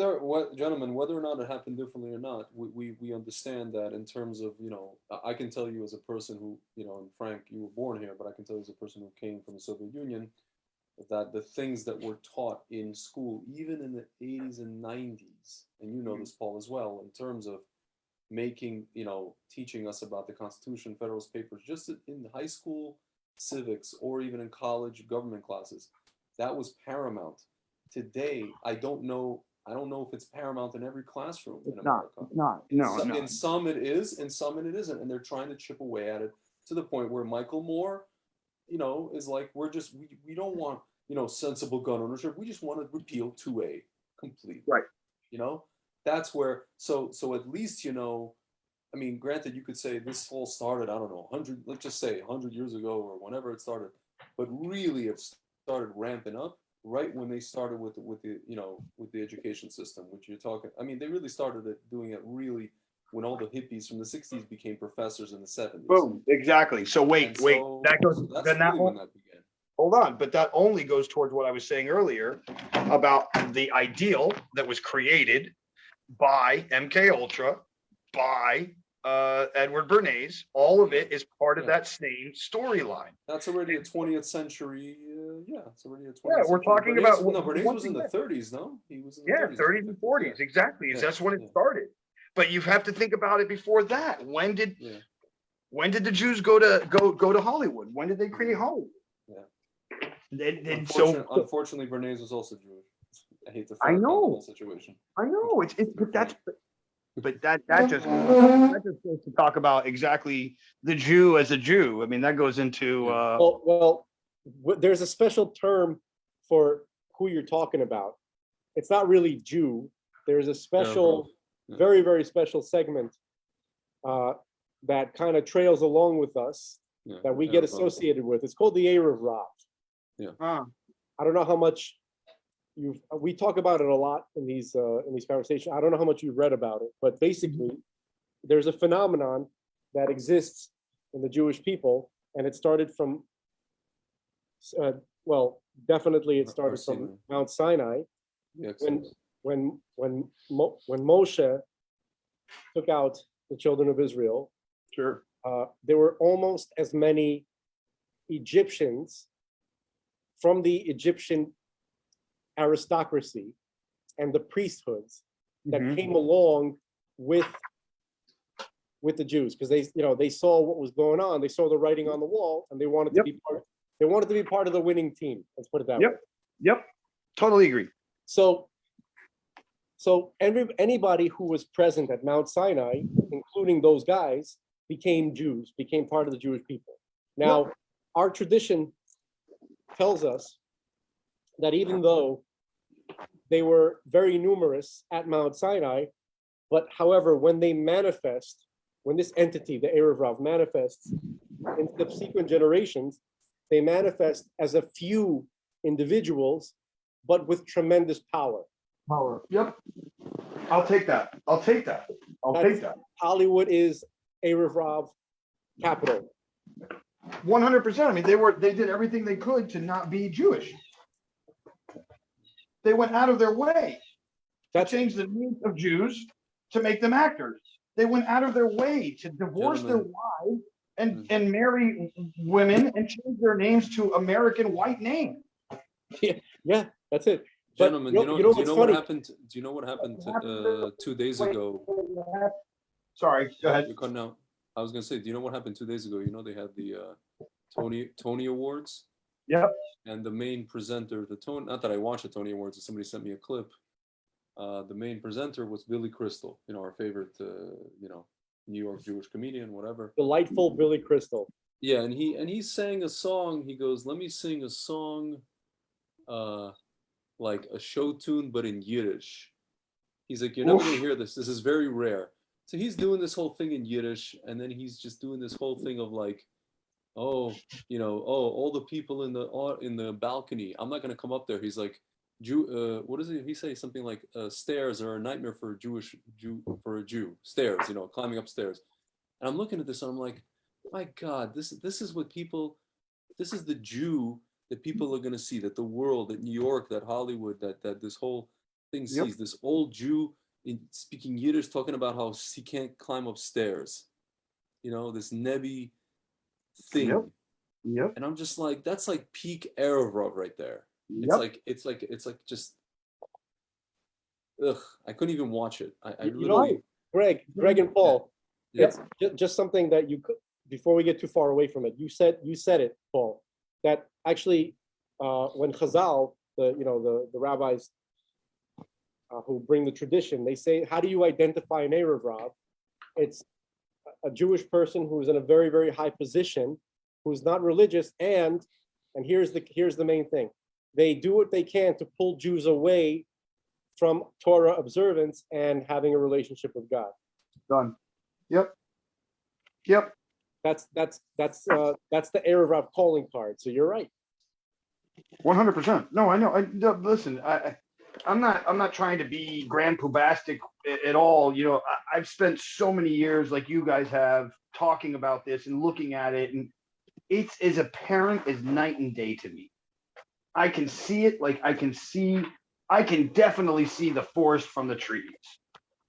It's right there in front of us. And for those people who are out there in the world who are like, oh, hey, we're gonna go back to normal. Things are gonna be okay. Don't worry about it. It's like, man, I've seen some lost people in my day. I've been one of them, but you guys are losing it. When you think that the people who are at the top even give a rat's ass about your life, they don't. They only want you here so they can make money from you. And now that they don't need you anymore because there's robots coming, they're definitely going to do everything they can to wipe the earth with as much of the earth as possible. People always ask, why would people kill or destroy their, the very people that vote for them? They're destroying their own electorate. And we always say, like, but you're assuming there's going to be elections. Exactly. After they're done with us, you're assuming elections is still going to be a thing. What do you?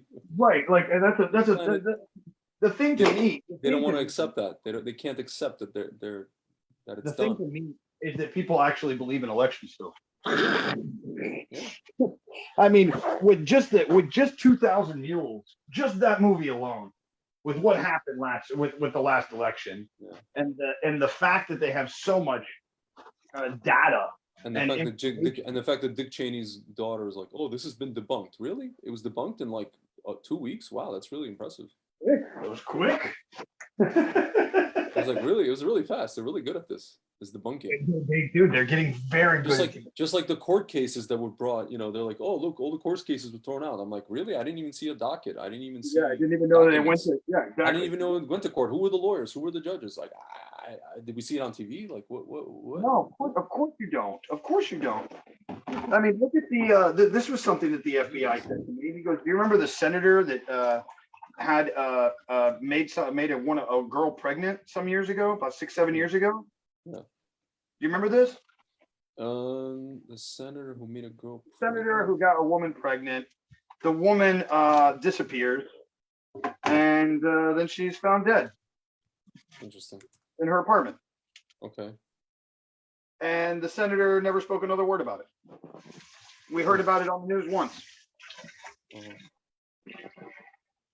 And he's like, "Who do you think made that disappear?" And I was like, "I don't know." And he goes, "It starts with a C and it ends with an A." Starts with a what? Starts with a C, ends with an A. Oh, C. Yeah, listen. There's an I in the middle. Yeah. Dur, dur, dur. But that's when he said to me, the United States people, the government, i.e., will do whatever it takes to get to what they want. Okay, And but what they hold on, hold on. want- I've been quiet for a little bit. I just want to say that, going back, that the United States is not the government. It never was. No, I know that. It's the people, and the government, who is now not even hiding an illegal entity, a foreign, non-American entity, completely. They're not even hiding. They're just completely dismantling the country. So, Yep. so that foreign entity, which claims to be the, the government. Yeah, I agree. You're right that they are doing all that crap. But Right, no, 100% they are. And so the question is, why? And I truly believe what's going to happen, and this is something that someone said to me recently, and I was like, wow, that's intense. It's all about being able to get the WHO to have complete control. Once the WHO has complete control, then they can come in and they can shut down the country. yeah, but them and what army? That's what I'm trying to say. That's the question. That's what I'm trying to understand. The UN, the entire UN army against, yeah, yeah. Helmets you're talking about? These guys? Yeah, man, the whole entire UN army The ones that have comes basically against the United States with the World Health Organization, which is why the World Health Organization is what they can now to get as much power as they can. Dude, the only thing that, if that's really what they're trying to do, then I would suspect that the main conspiracy is against the UN army, because they're gonna die if they come on American soil. Well, I mean, or what you're going to have is a civil war of people who are going against themselves, just like they did recently over masks and a smack-zine.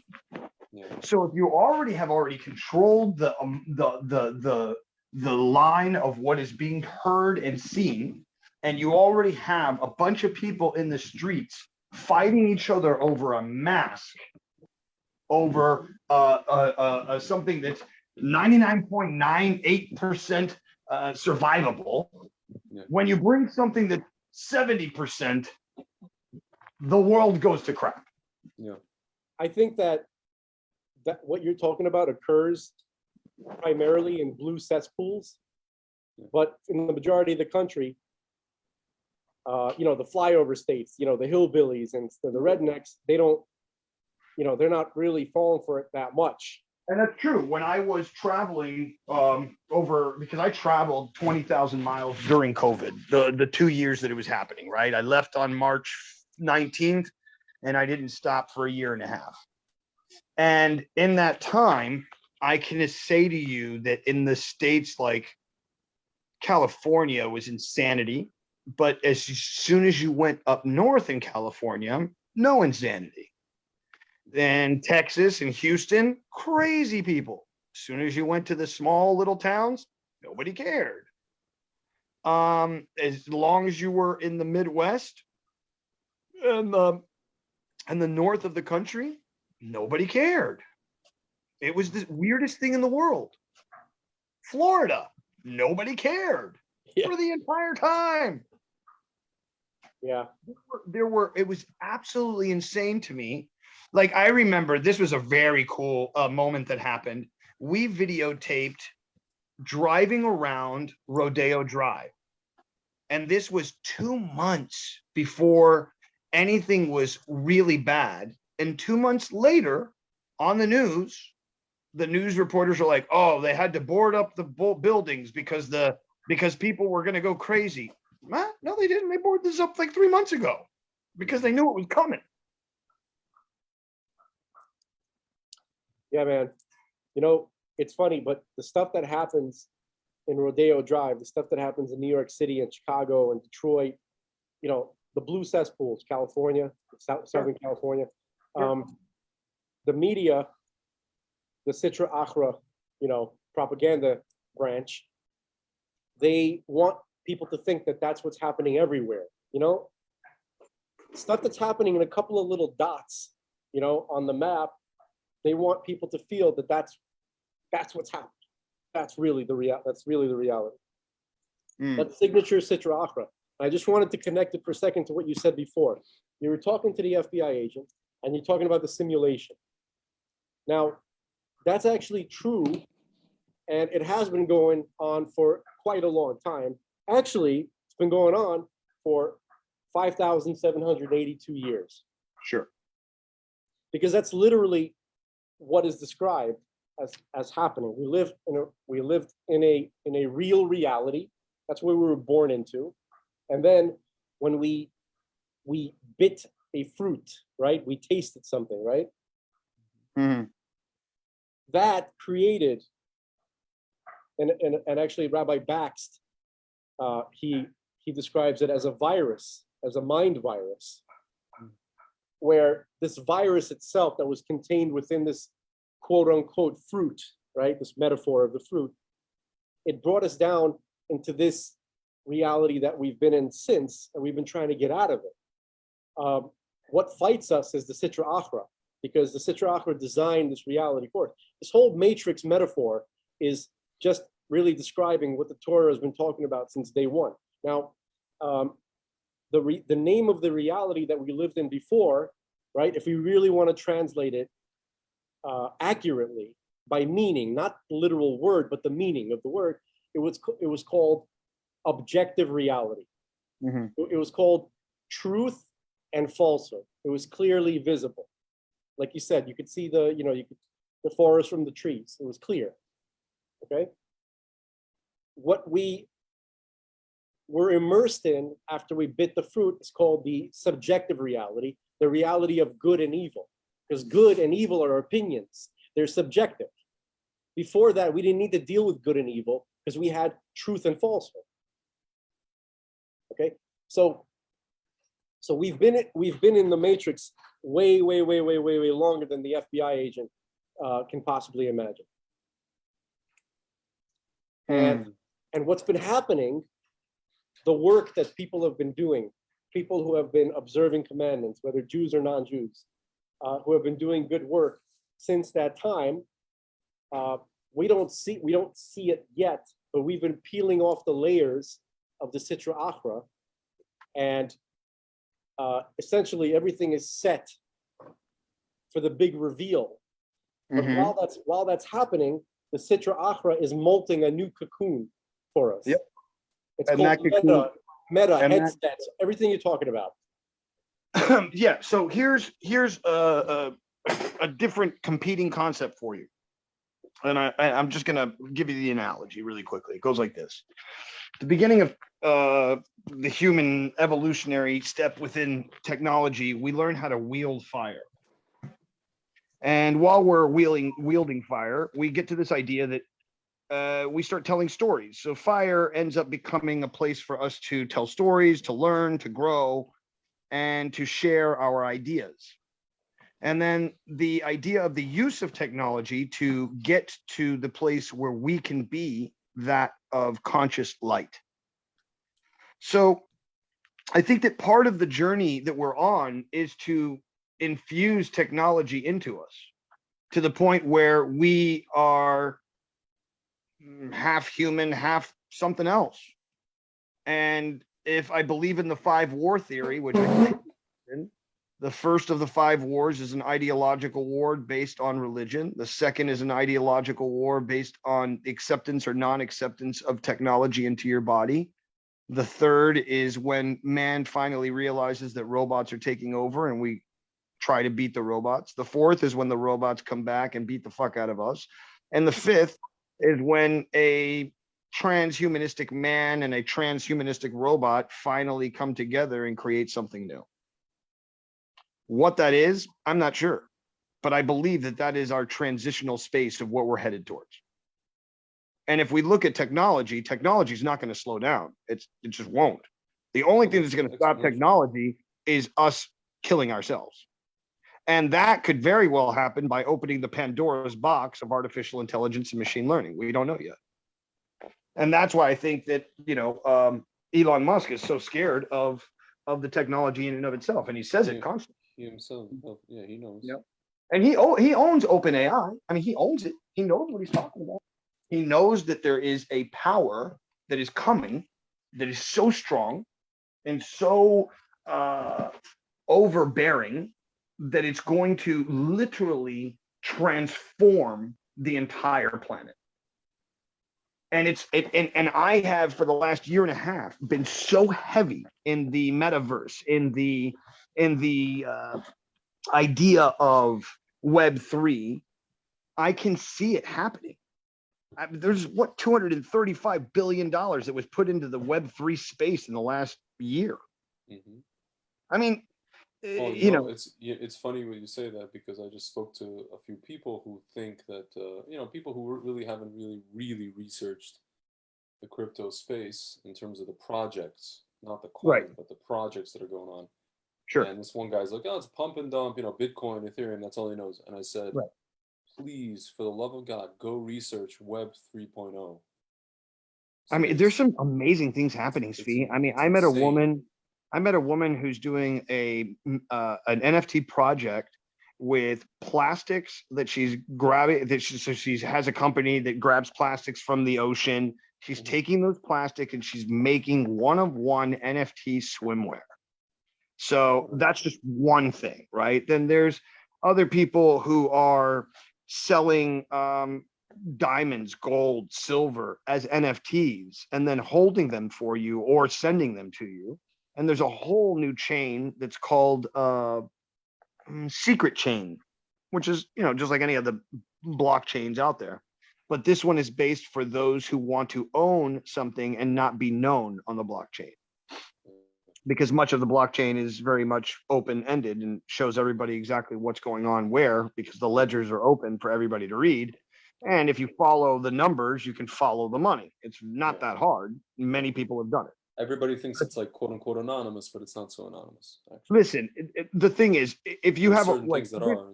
right. I mean, look, there's a wallet address that starts having lots of money come in and lots of money come out, and my wallet that goes to another wallet that goes to another wallet. You can find it. You can find it. Yeah. But because every get a good IT transaction, guy and you'll find it. Yeah. right, the transactions are there. And so you can't Unless you're using something like Monero or similar things. Even then, you're talking about privacy coins. Yeah, I mean, look at And even then, look at guys like CoffeeZilla on YouTube. I don't know if you watch him, but CoffeeZilla, what he does is he goes and he finds projects and literally destroys them. as in he says why this is bad. And he shows exactly what, like he shows, oh, look at this wallet and look at how much money's in it and look at what happened on this day and then look at the next day and what happened to that wallet and how it got emptied out and this, that, and the other. And if just follow the money. Oh, this guy, he talks about what Celsius is collapsing. Yeah, I did. That was the last one I just posted on my page. But his whole thing is about Tether, and Tether has been lying since day one. They never released their and when they did supply. Well, not only that, they also never released their full bank statements. They would always get audited, and when they got audited, they would get audited by a third-party company that they owned. Yeah.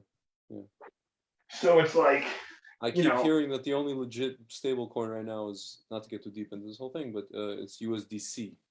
That's the only, so to speak, legit one that everybody trusts. I disagree completely. I think the only real coin that has any weight or value is Bitcoin. No, I'm talking about as far as stable coin goes. It goes, when you exchange for a dollar equivalent. Right. Okay. Well, in that case, right. Yeah. I don't think that USDC. Listen. Anything that's called a stable coin that's grabbing money from a fiat currency is not stable money. Yeah, it's just it's pretending to be the dollar while you're trading. It's trying to be a currency that actually is backed by something. Yeah, but the problem is the dollar's not backed by anything. It's not backed by anything. The dollar's not. The dollar used to be, right? What was it? 68, 69. That's when we got off the gold standard. You're trying to imitate a homeless man. Exactly. 100%. That's the best way to look at it. It's like, I'm gonna be homeless, but I'm gonna pretend I'm rich. That's living my life, bro. I already took that No, one. no, no offense. I was gonna say no offense to Paul. No, bro, that's my life, man. Look at me. I mean, look at my life, right? I have no money. I'm broke as hell, but I travel around the world. I go on jet ski. Like yesterday, I was on a jet ski for 5 hours, hanging out with my dog. Had a great day. Traveled all over the place. Met a guy. The guy is a dealer. He grows, different types of substances, and he gave me a chocolate bar of mushrooms that usually cost like $90. I didn't pay for that. I live the existence of a rich billionaire in the body of a poor man. But I have that ability because I have nothing. And I think that it goes down to that statement that the man who has nothing is the man to fear because he has nothing to lose. And since I have nothing to lose, I have no reason in caring. And that's not a bad thing. I feel like, by the way, Frank is silent because he doesn't know anything about crypto. One more time. I'm kidding. Frank, Oh, are you there? My silence is because something I was reading something which popped in like I saw accidentally. I glanced at Facebook and someone posted something and I was just checking it out. It said that California passed a law that allows infanticide up to 7 days after the child is born. So I was investigating that, and obviously when I posted that in Google and did a search, there's like a whole bunch of like, oh, unverified, oh, false, bad information, this and that. So and then in 2 months you're gonna find out it's true. Right. So, but so I decided to look at one of them. Can I just quickly read? Yeah, please. So here, so basically it says, the false claims have been posted, the quote unquote false claims have been posted and reshared thousands of times on Twitter with language such as, quote, California introduces bill to legalize infanticide before and after birth, killing babies up to 28 days old, and an abortion bill that will essentially legalize a form of infanticide. So they're claiming that's the false information. So this is from the LA Times, by the way. So it continues. It says, what does the bill actually do? The bill removes the requirement that a coroner has to investigate deaths related to or following known or suspected self-induced criminal abortion. So in other words, it's exactly what the article said it was, what it said that it wasn't. Right. It's like basically saying like that the way that this kind of stuff is prosecuted is no longer going to be available anymore. Right. So go ahead and kill your children. That's unbelievable. That's who these people are. But no, it's the same thing. Like when Zvi posted the thing about the transvestite that was at a or transgender, whatever you want to call them, person that was at the school at the library and was reading. You're the second guy in this today to mix up me and Greg. Yeah, that was Frank. That wasn't me. Frank did this post. But nonetheless, the idea here is that there's this character who is rapping about how he wants to kill and maim children, and then that same person is then reading books to them. We played the clip. You know what's crazy? Before that, drag queen did that parody. The original rap was made by Natalie Portman on SNL. It wasn't made by her, but she performed it. She performed it. It was produced by SNL. Yeah. By Lorne freaking Michaels. Yeah, for sure. And his people. And then this. But that's look parroting. But look at Lorne Michaels and look at this. Look at Pete Davidson. Yeah. I mean, that in itself is just a scary jump. Yeah. That's a scary jump right there.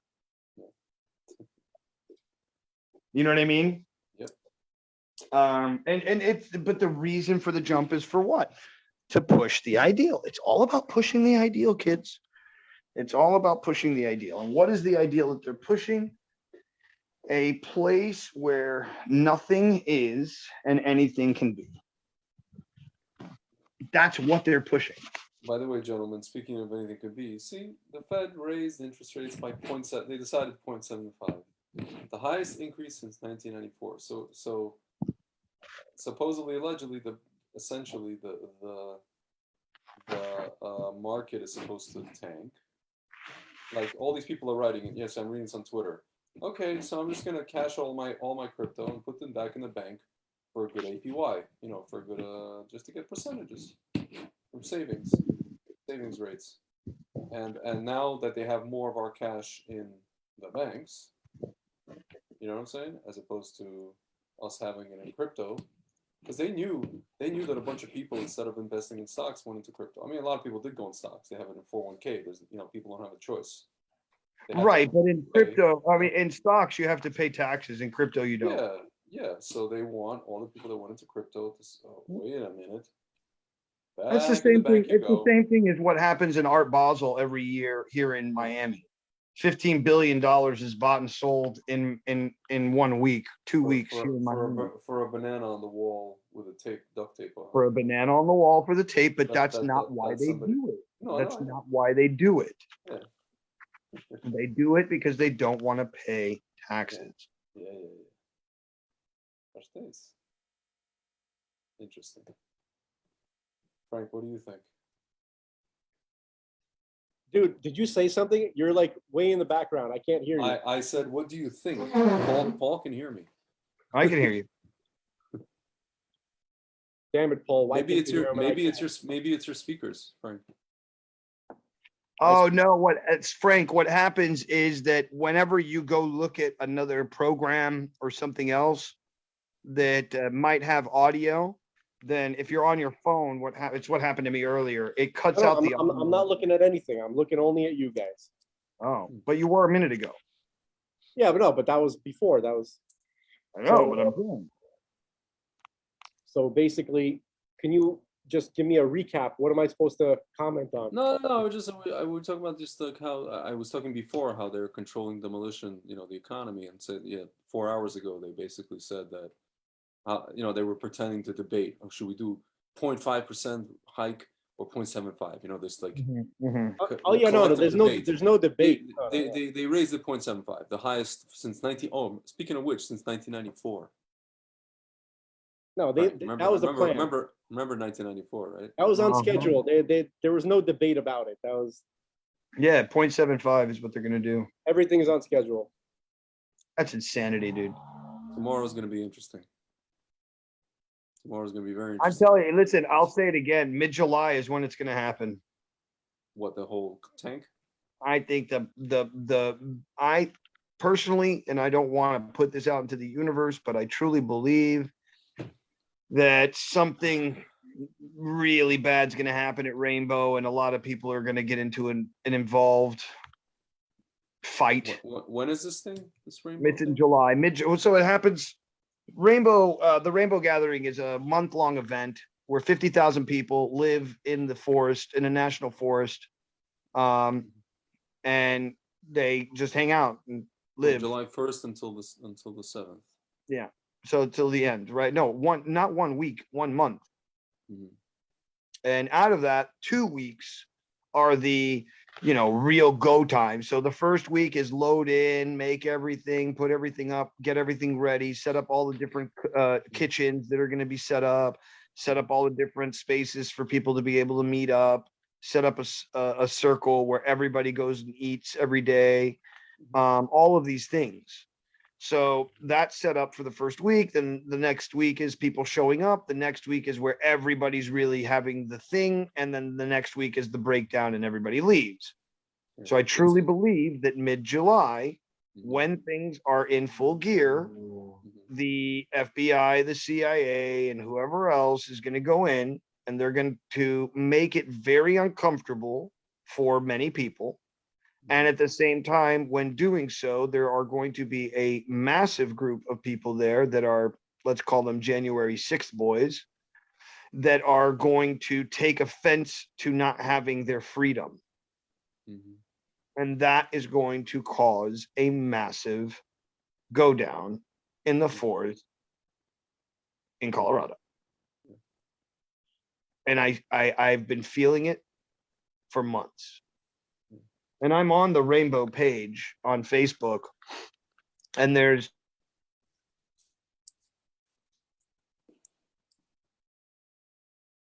I think we lost Paul again. Hello. Hello. Hello. Paul. The FBI is jamming him. CCP. Hello. Ching ching chong. Hello. Hello. While he's being detained, Yes. I'm gonna have to go in 10 minutes. Okay. Not a problem. I mean, yeah, we've been at this already for 2 hours. Yeah. So This did not go as I expected. I did not expect a surprise guest. I had all sorts of things lined up to talk about, but we can do it next time. what else did you want to talk about? I wanted to talk about trannies more. I wanted to talk about the Lost Tribes. I have a whole bunch Oh, of Lost material. Tribes is a whole topic, whole podcast. I know in that was itself. gonna be like, half of the discussion. Trannies and Lost Tribes, interesting. Yeah. But you never thought UFOs, you'd say that in one thing. the latest developments on that, Mhm. faith, all sorts of things. Well, Paul Instead, left. instead we got a different type of discussion. His phone died. He said he just wrote that his phone died. Oh man. Yeah. So now we can't Whatever. even finish the conversation with Paul. Well, we get the point. We- We get the point. Все идет в жопу. Pardon my language. It's language in Russian. Whoever understood me was meant to understand me. Whoever didn't, I'm sorry, you didn't get my. Why is it taking so long to do it though? What for? Все идти в жопу? Yeah. Oh, you wanted to идти в жопу. No, because if it's gonna happen, then it's like pulling off a band-aid. Wouldn't you want just it to be fast? Yeah, that's true. Like let it happen, and then we'll It's deal like with the it's like consequences. falling down the stairs. Like how long do you want to fall down those Yeah, stairs? it's like dude, God, hey, below, dude. It's like Aunt Bunny fell down the steps again. Yeah. This is basically the American economy. It's like still happening. American economy is Aunt Bunny, Falling down the Eddie stairs. Murphy's Aunt Bunny trying to stop herself from falling down the stairs. Oh, dude, no, like taking forever, and then finally,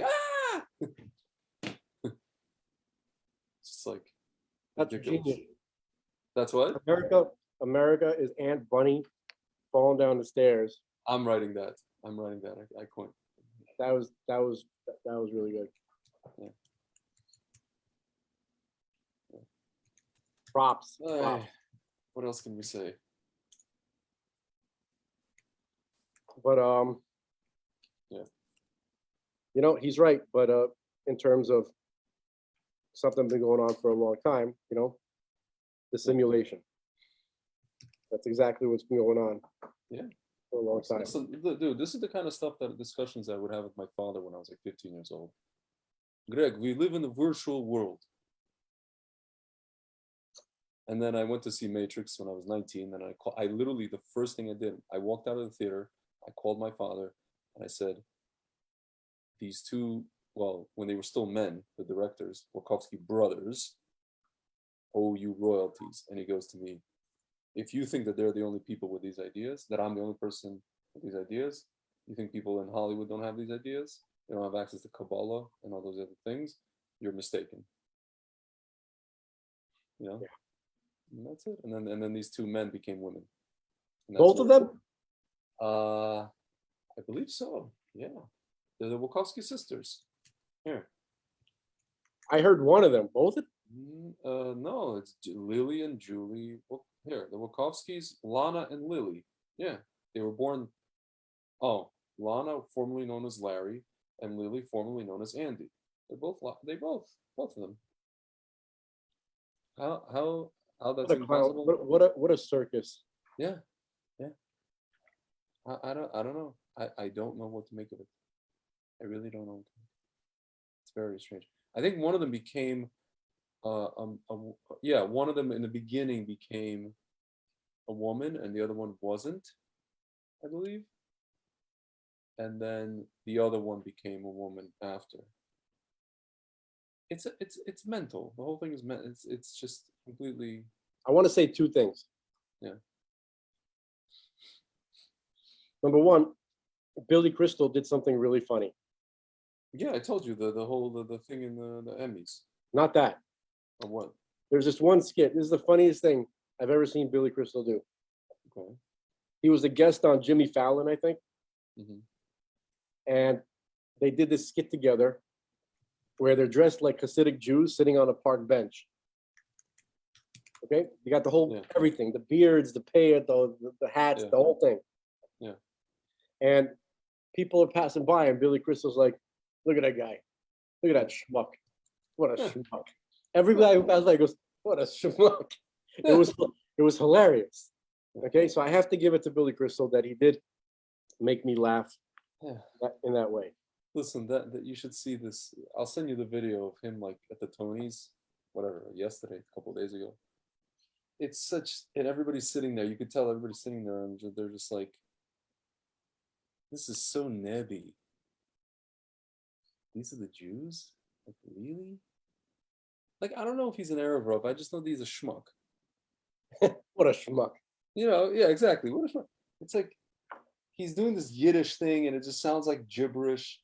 And then he's talking about, I want to go up there to you guys in the balcony, but Jews hate stairs. You know. Dude, my friend Nick, a long time ago, he Uh-huh. thought that the bird cage accurately represented Jews. Oh my God. That's what he thought. He's like, Oh. he goes, "Oh, everybody there is Jewish, Dude, right?" you know what I That's want to good." see? I want to see like during one of these performances, like a couple of like Moroccan, Dudu Biton IDF guys come out from like Golani and just like they don't kill anybody. They just come out and they just scream at everybody in Hebrew. And then they shoot their, tavors in the sky and everybody runs away. That's what I want to see. At one of these award shows, when a Jew is kreiching and kreiching. This is like, come on, give me a freaking break. I know. The second thing I wanted to say was something that I heard Mattis Friedman say the other day. Mhm. He said that, how does the world change when Mashiach comes? Mhm. He says the world is made up of, and Hasidus and Kabbalah talk about this, the world is created by space, time, Mhm. and consciousness. Right? World, time, and consciousness. Mhm. That's the terminology used in Kabbalah. But it's Mhm. space, time, and consciousness. Mhm. He says, since we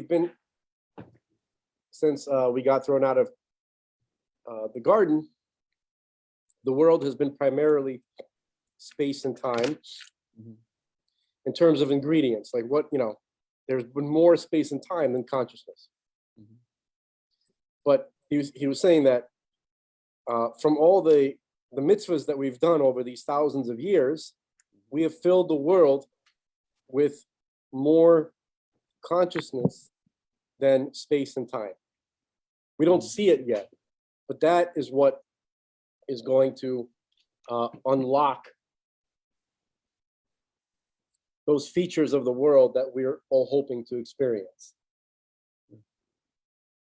And that's what will be revealed when Mashiach comes. The work has been done. Everything has been cleared away and set into motion, right? And when consciousness is unleashed, the world, it's not gonna change. The laws of nature are not gonna change. They're gonna be revealed.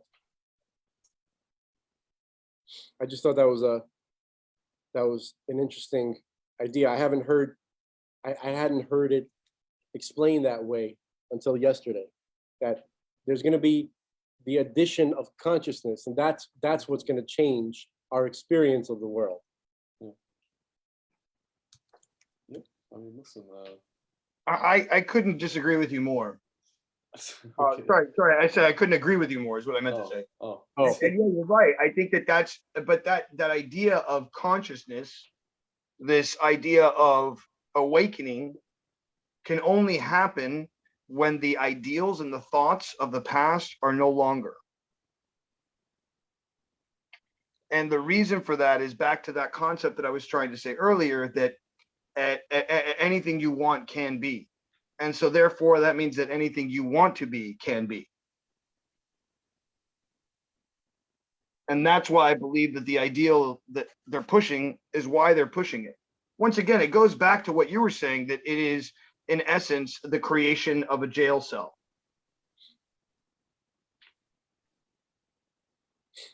yeah. Wait, which idea? Which idea specifically? Well, the idea of the metaverse, the idea of creating it's creating mental jail cells. because without Oh, yeah. definitions, basically be what you want to be whenever you want to be it is equivalent to, and I don't think I have the time to explain this why, but it's equivalent to living without meaning. Meaning, Sure. like, there's no reason. Like, if you have a tool, right? You see a tool, it's shaped a certain way. It's, it's shaped the way it is because it has to get into a certain space and it has a certain job to do. It has a purpose, right? That's why it has a specific shape. It has a meaning. There's a purpose to it. It was created for a reason. If you take that away, if you take away any type of specific shape or design, right? If you have like this amorphous, fluctuating blob that, that just goes from one thing to the other, that is a symbol of living without purpose. Right. And so my question to you would be, I'm just being the devil's advocate here. My question to you is this then, I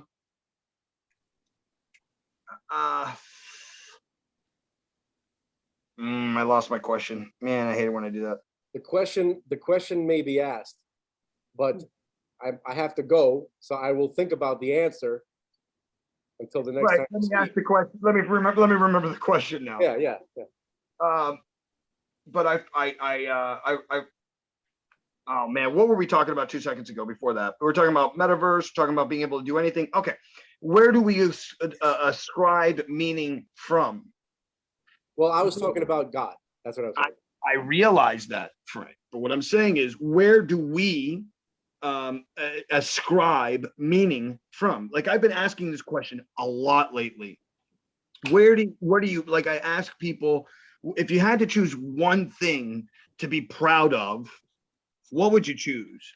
9 out of 10 is my children. I'm proud of my children. I had children. I raised children.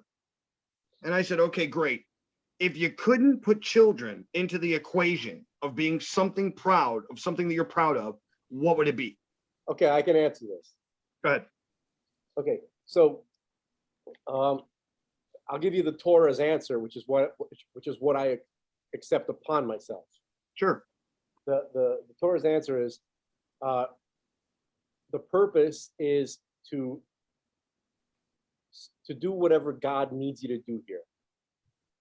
Whether it's having kids or not, as long as you're fulfilling the purpose for which God sent you here, which basically the idea is God needs something. He actually needs something. He's not, that's a very controversial statement in any religious sphere, even sometimes in the Jewish world. But the fact that God needs your help, he created you to do something that he can't do himself. Sure. So the purpose is to fulfill that need that he has. Right. And everybody goes along with the concept of you're here because if you're still here, it's because you have something to accomplish, something to do. I get that. Right. But I'm asking again, where do we get meaning from? And my answer, more times than not, is after parents or after being a parent, it is accomplishing something in your existence, i.e., it could be something to the effect of I pushed past my limit to make something of myself, whatever that thing is. Doesn't matter. I'm an artist. I'm a this. I'm a that, or the other. So what happens when that gets taken away?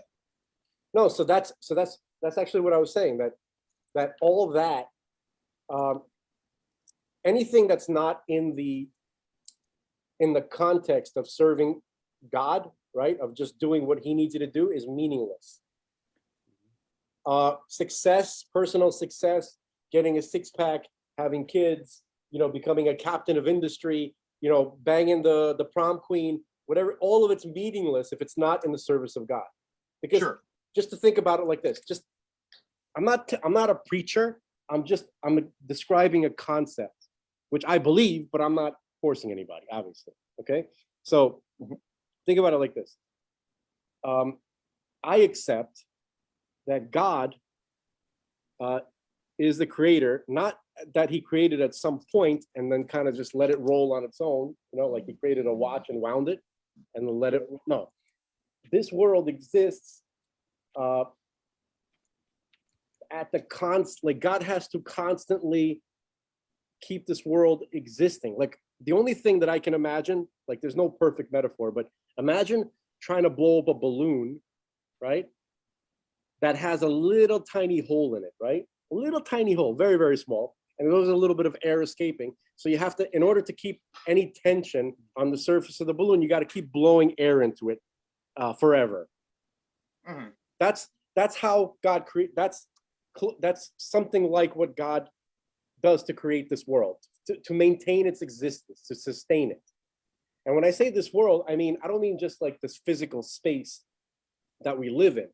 I'm talking about the very substance of the existence itself. So he has to do that at all times, right? So he's doing that for a reason. Nobody's gonna blow a balloon, blow air into a balloon forever without a reason. That balloon must be important to them. And everything involved in keeping that balloon, or the reason why he's keeping the balloon inflated, is important to him.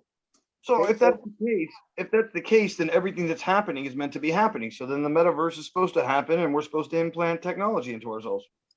And That's all part of the plan. I'm sorry to say this, but yes and no. The reason I'm sorry to say it is because it's a very infuriating answer. But Right. But basically, the metaverse itself, right? Everything that there's a concept which me and Greg talk about all the time. We learned from Rabbi Kessin. Mhm. It's called the Sitra Achra gets it first. Right. Whenever God sends light into this world, some kind of amazing technology innovation, because of the transgressions, right, which is a complicated topic in its own. Sure. It doesn't get sent directly into our hands. It gets sent to the Sitra Achra first, like the internet, for instance, right? What a tool of communication and education. Can you imagine if it was dedicated entirely for good, which it is destined to be, but it goes to the Sitra Achra first, which uses the same exact light and this wonder, right?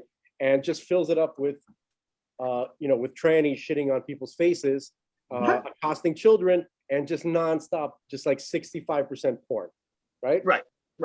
And snuff videos, whether real or fake. Okay. Right. So, but my point, coming back to the thing, So I think it goes back to exactly what I was saying. We are in the chase of technology. so technology is a very interesting word.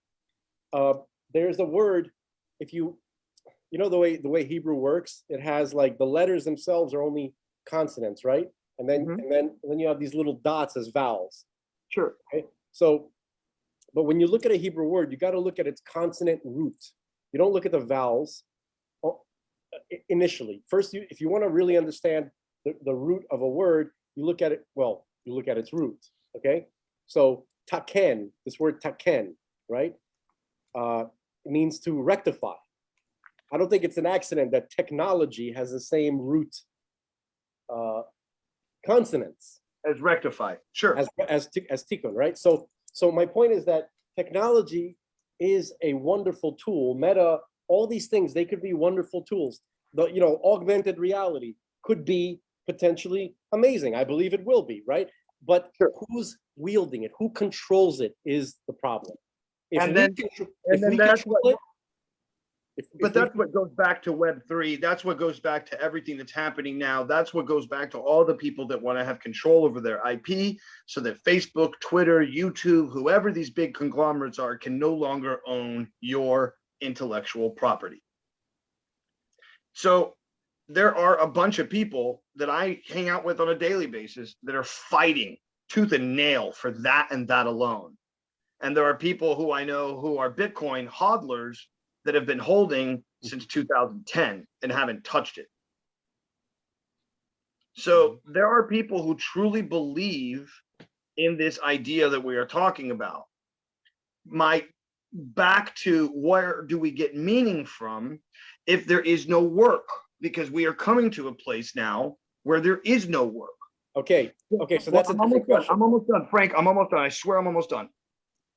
In my life, a life of a vagabond prince, as I'm going to call myself, I have found that the only thing, when money is not your goal, the only thing that brings me joy on a spiritual level is when I am being myself at its core base in the best way I know how to be me, as confusing or as weird or whatever it is, and being me at my moments, saving other people's lives. That to me is the penultimate experience of life. And I've lived it many times, and I'm thankful that I've had those same people that I've affected by being me come back to me in my life and tell me that. One of those stories is I used to sing in the Rova in Jerusalem, and it was my way of doing midday prayers. I wouldn't go and pray. I'd go and sing for 2 hours, like with my heart and soul. And one day I'm in the Rova, there's nobody around for some reason, and there's a homeless bum on the opposite square of the Rova, of the square, right? Where the new synagogue is. So I would be on one side by the meat place where they have the shawarma, and then he was on the opposite side where they sell the cigarettes, and there's a little tiny store. He was off to the left. So we're directly across from each other. I was sitting on one of the little blocks, and he was sitting on another. I am singing my heart out. I'm not thinking about anybody being there. I'm just doing me. And I look up, and I see this man. He looks at me, I look at him, and he's crying. I don't think much of it. I wave, I leave. 2 months later, a man who is dressed really well, who shows up with his daughter who's in a sundress, and he's shaved, and I recognized him immediately as the guy who was homeless. And he says to me, "You're not going to remember me, but 2 months ago, I saw you play, and you stopped me from committing suicide." Oh my goodness. What, Paul, may I ask you, what year was this? Ooh, 90, well, no, I was 2006 when I was there, when I was 32. You want to know something crazy, man? Because there's a guy there who lived, there's a family in the Rova where whatever, it's a friend of family, friends, whatever. The daughter is really, one of his daughters is like, fairly attractive girl, and the father ended up committing, I hope it wasn't the same guy. It was a famous story in the Rova Anyways, committing suicide. to go back to that same experience in the sense that I was just being me, I went to New York and I decided to go be homeless on purpose. And I was like, I'm going to do 30 days in New York homeless and see if I can make it, see what would happen. I just want to see what happens. I want to go live in the streets. I want to go make myself a house of boxes.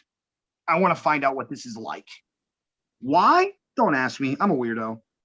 Mhm. And so for 30 days, I spent every night sleeping in Columbus Circle, right underneath the face of an angel. In Columbus Circle, there's this beautiful obelisk, and then there's these angels and there's one that looks straight down on the ground, and I was sleep underneath her every night. And there was one night when I went to go see a friend of mine who lived in the Upper West Side around 114th.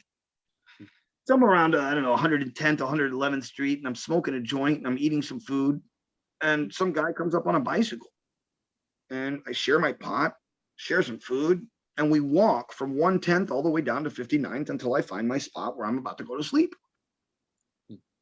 I think nothing of this conversation.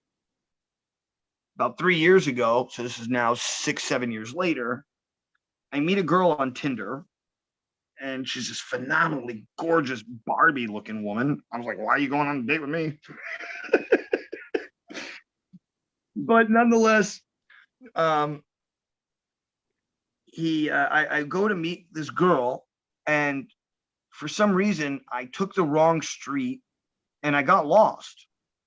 So I walked back up and I went to the wrong street again and then went back. And as I'm walking back the street I just walked on, I see somebody looking at me, and his eyes kind of light up a little bit. And internally, I thought, oh, this guy thinks he knows me. He runs up to me and he goes, bro, your name's Paul. And I'm like, yeah. He goes, I know you, bro. I met you. And I was like, I don't think so, man.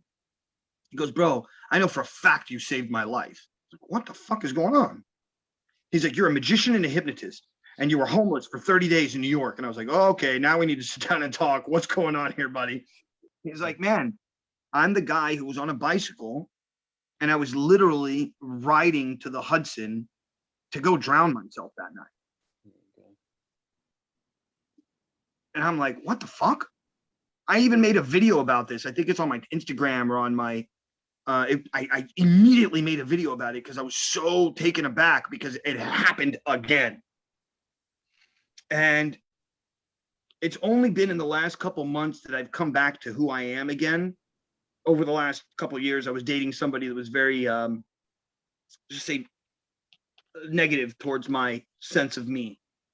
Mm-hmm. And it wasn't until a couple, maybe 3 or 4 days ago, I was hanging out with a friend of mine who's massively wealthy, and he looks at me and he goes, bro, how do you do it? You're everywhere I am. Like, you're always wherever I'm going, and you're always with the right people, and you all, blah, blah, blah. He's like, you live the life of a billionaire. Are you a billionaire, bro? And I looked at him and I was like, yeah, I am. The next morning, I woke up to $636 billion in my MetaMask account that my friend sent to me. Now, is it real money? No, but it wasn't the point. It's the idea and the belief system. And the belief system is giving itself to me to let me know who I truly am.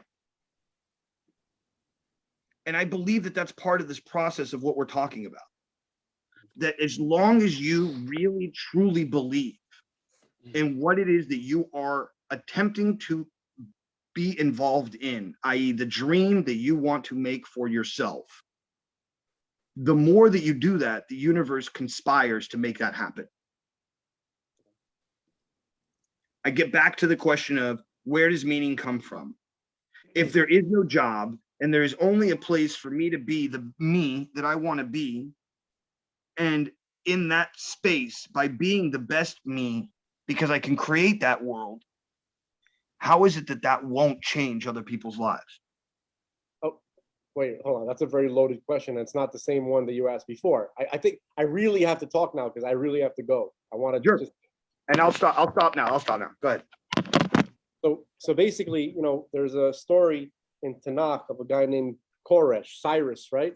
God calls Cyrus his Mashiach.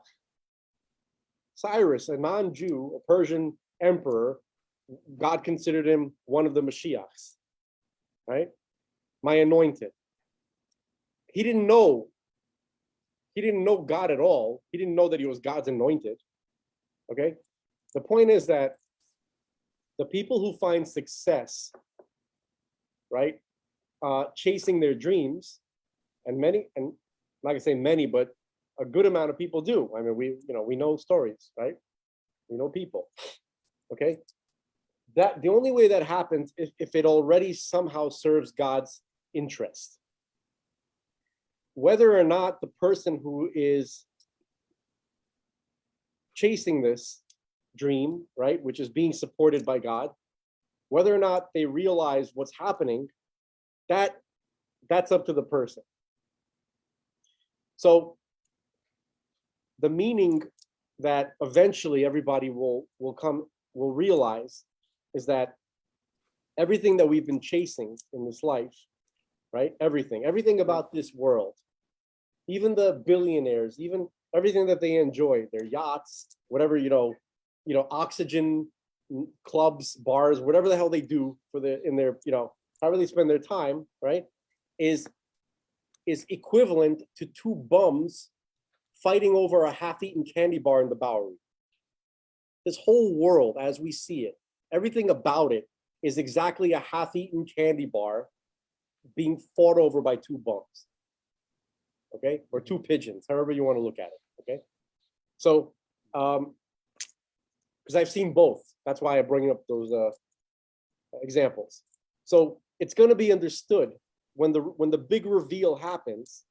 It's going to be understood that the real meaning is how much did we accomplish of what God needed us to do while we were here for his needs.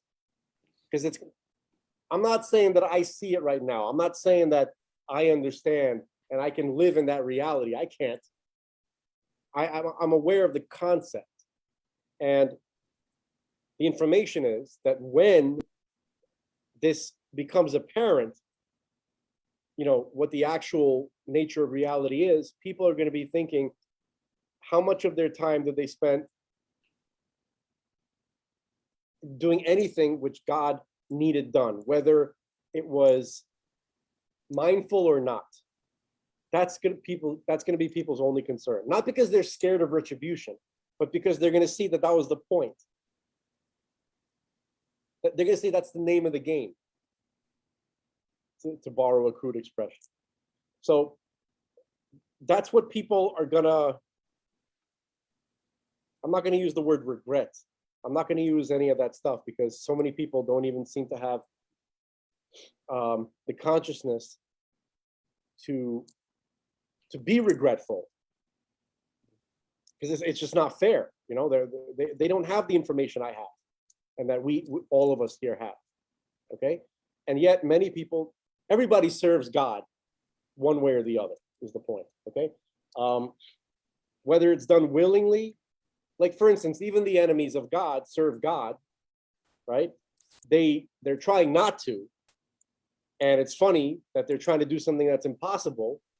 But the only thing that's going to remain in the end, when this world is finished, not like destroyed, when it's completed as a project, right? When it's built up, when it's finally ready for use in the way it was supposed to originally, right? The only thing that people are going to be wondering is, did I try to interfere or did I try to assist it?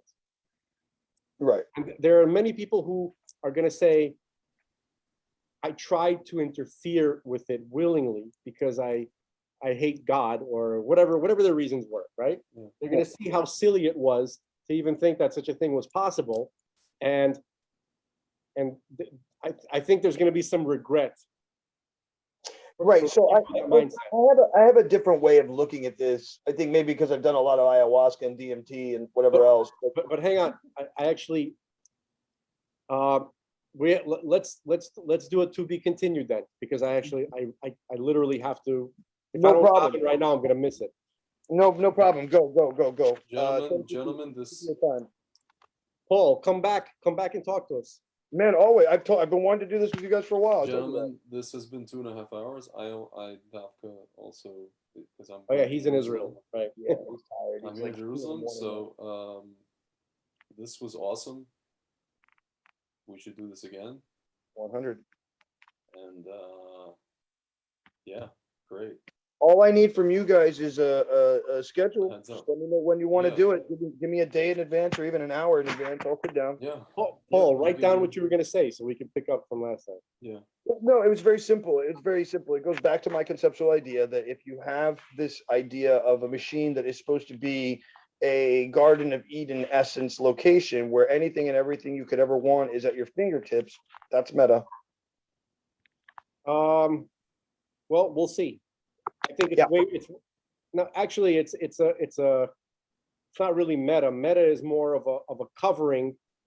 It's a cheap imitation of what we're actually going to experience, which is 100%, 100%. But it's the step towards it. You can't go from riding a horse to being an electric car. You gotta have the gas. Again, the Citroen gets it first. It's We'll not see. a step towards it, but yeah, in the next Listen, in the I'm next not, episode. I'm not saying that the next 10 years is going to be pretty because it's not. It's not. But there's going to be we're not of getting past 2027. I'm With gonna that, quote, I gotta go. I'm gonna quote I gotta go, guys. Okay. Continue Okay. without me. No, you're good. You're good. I gotta get going as well. So no worries, right, guys. gentlemen. Amazing time. Thank you for your energy and everything. And we'll speak soon. you too, sir. Thank All you. right. All right. How? We'll talk.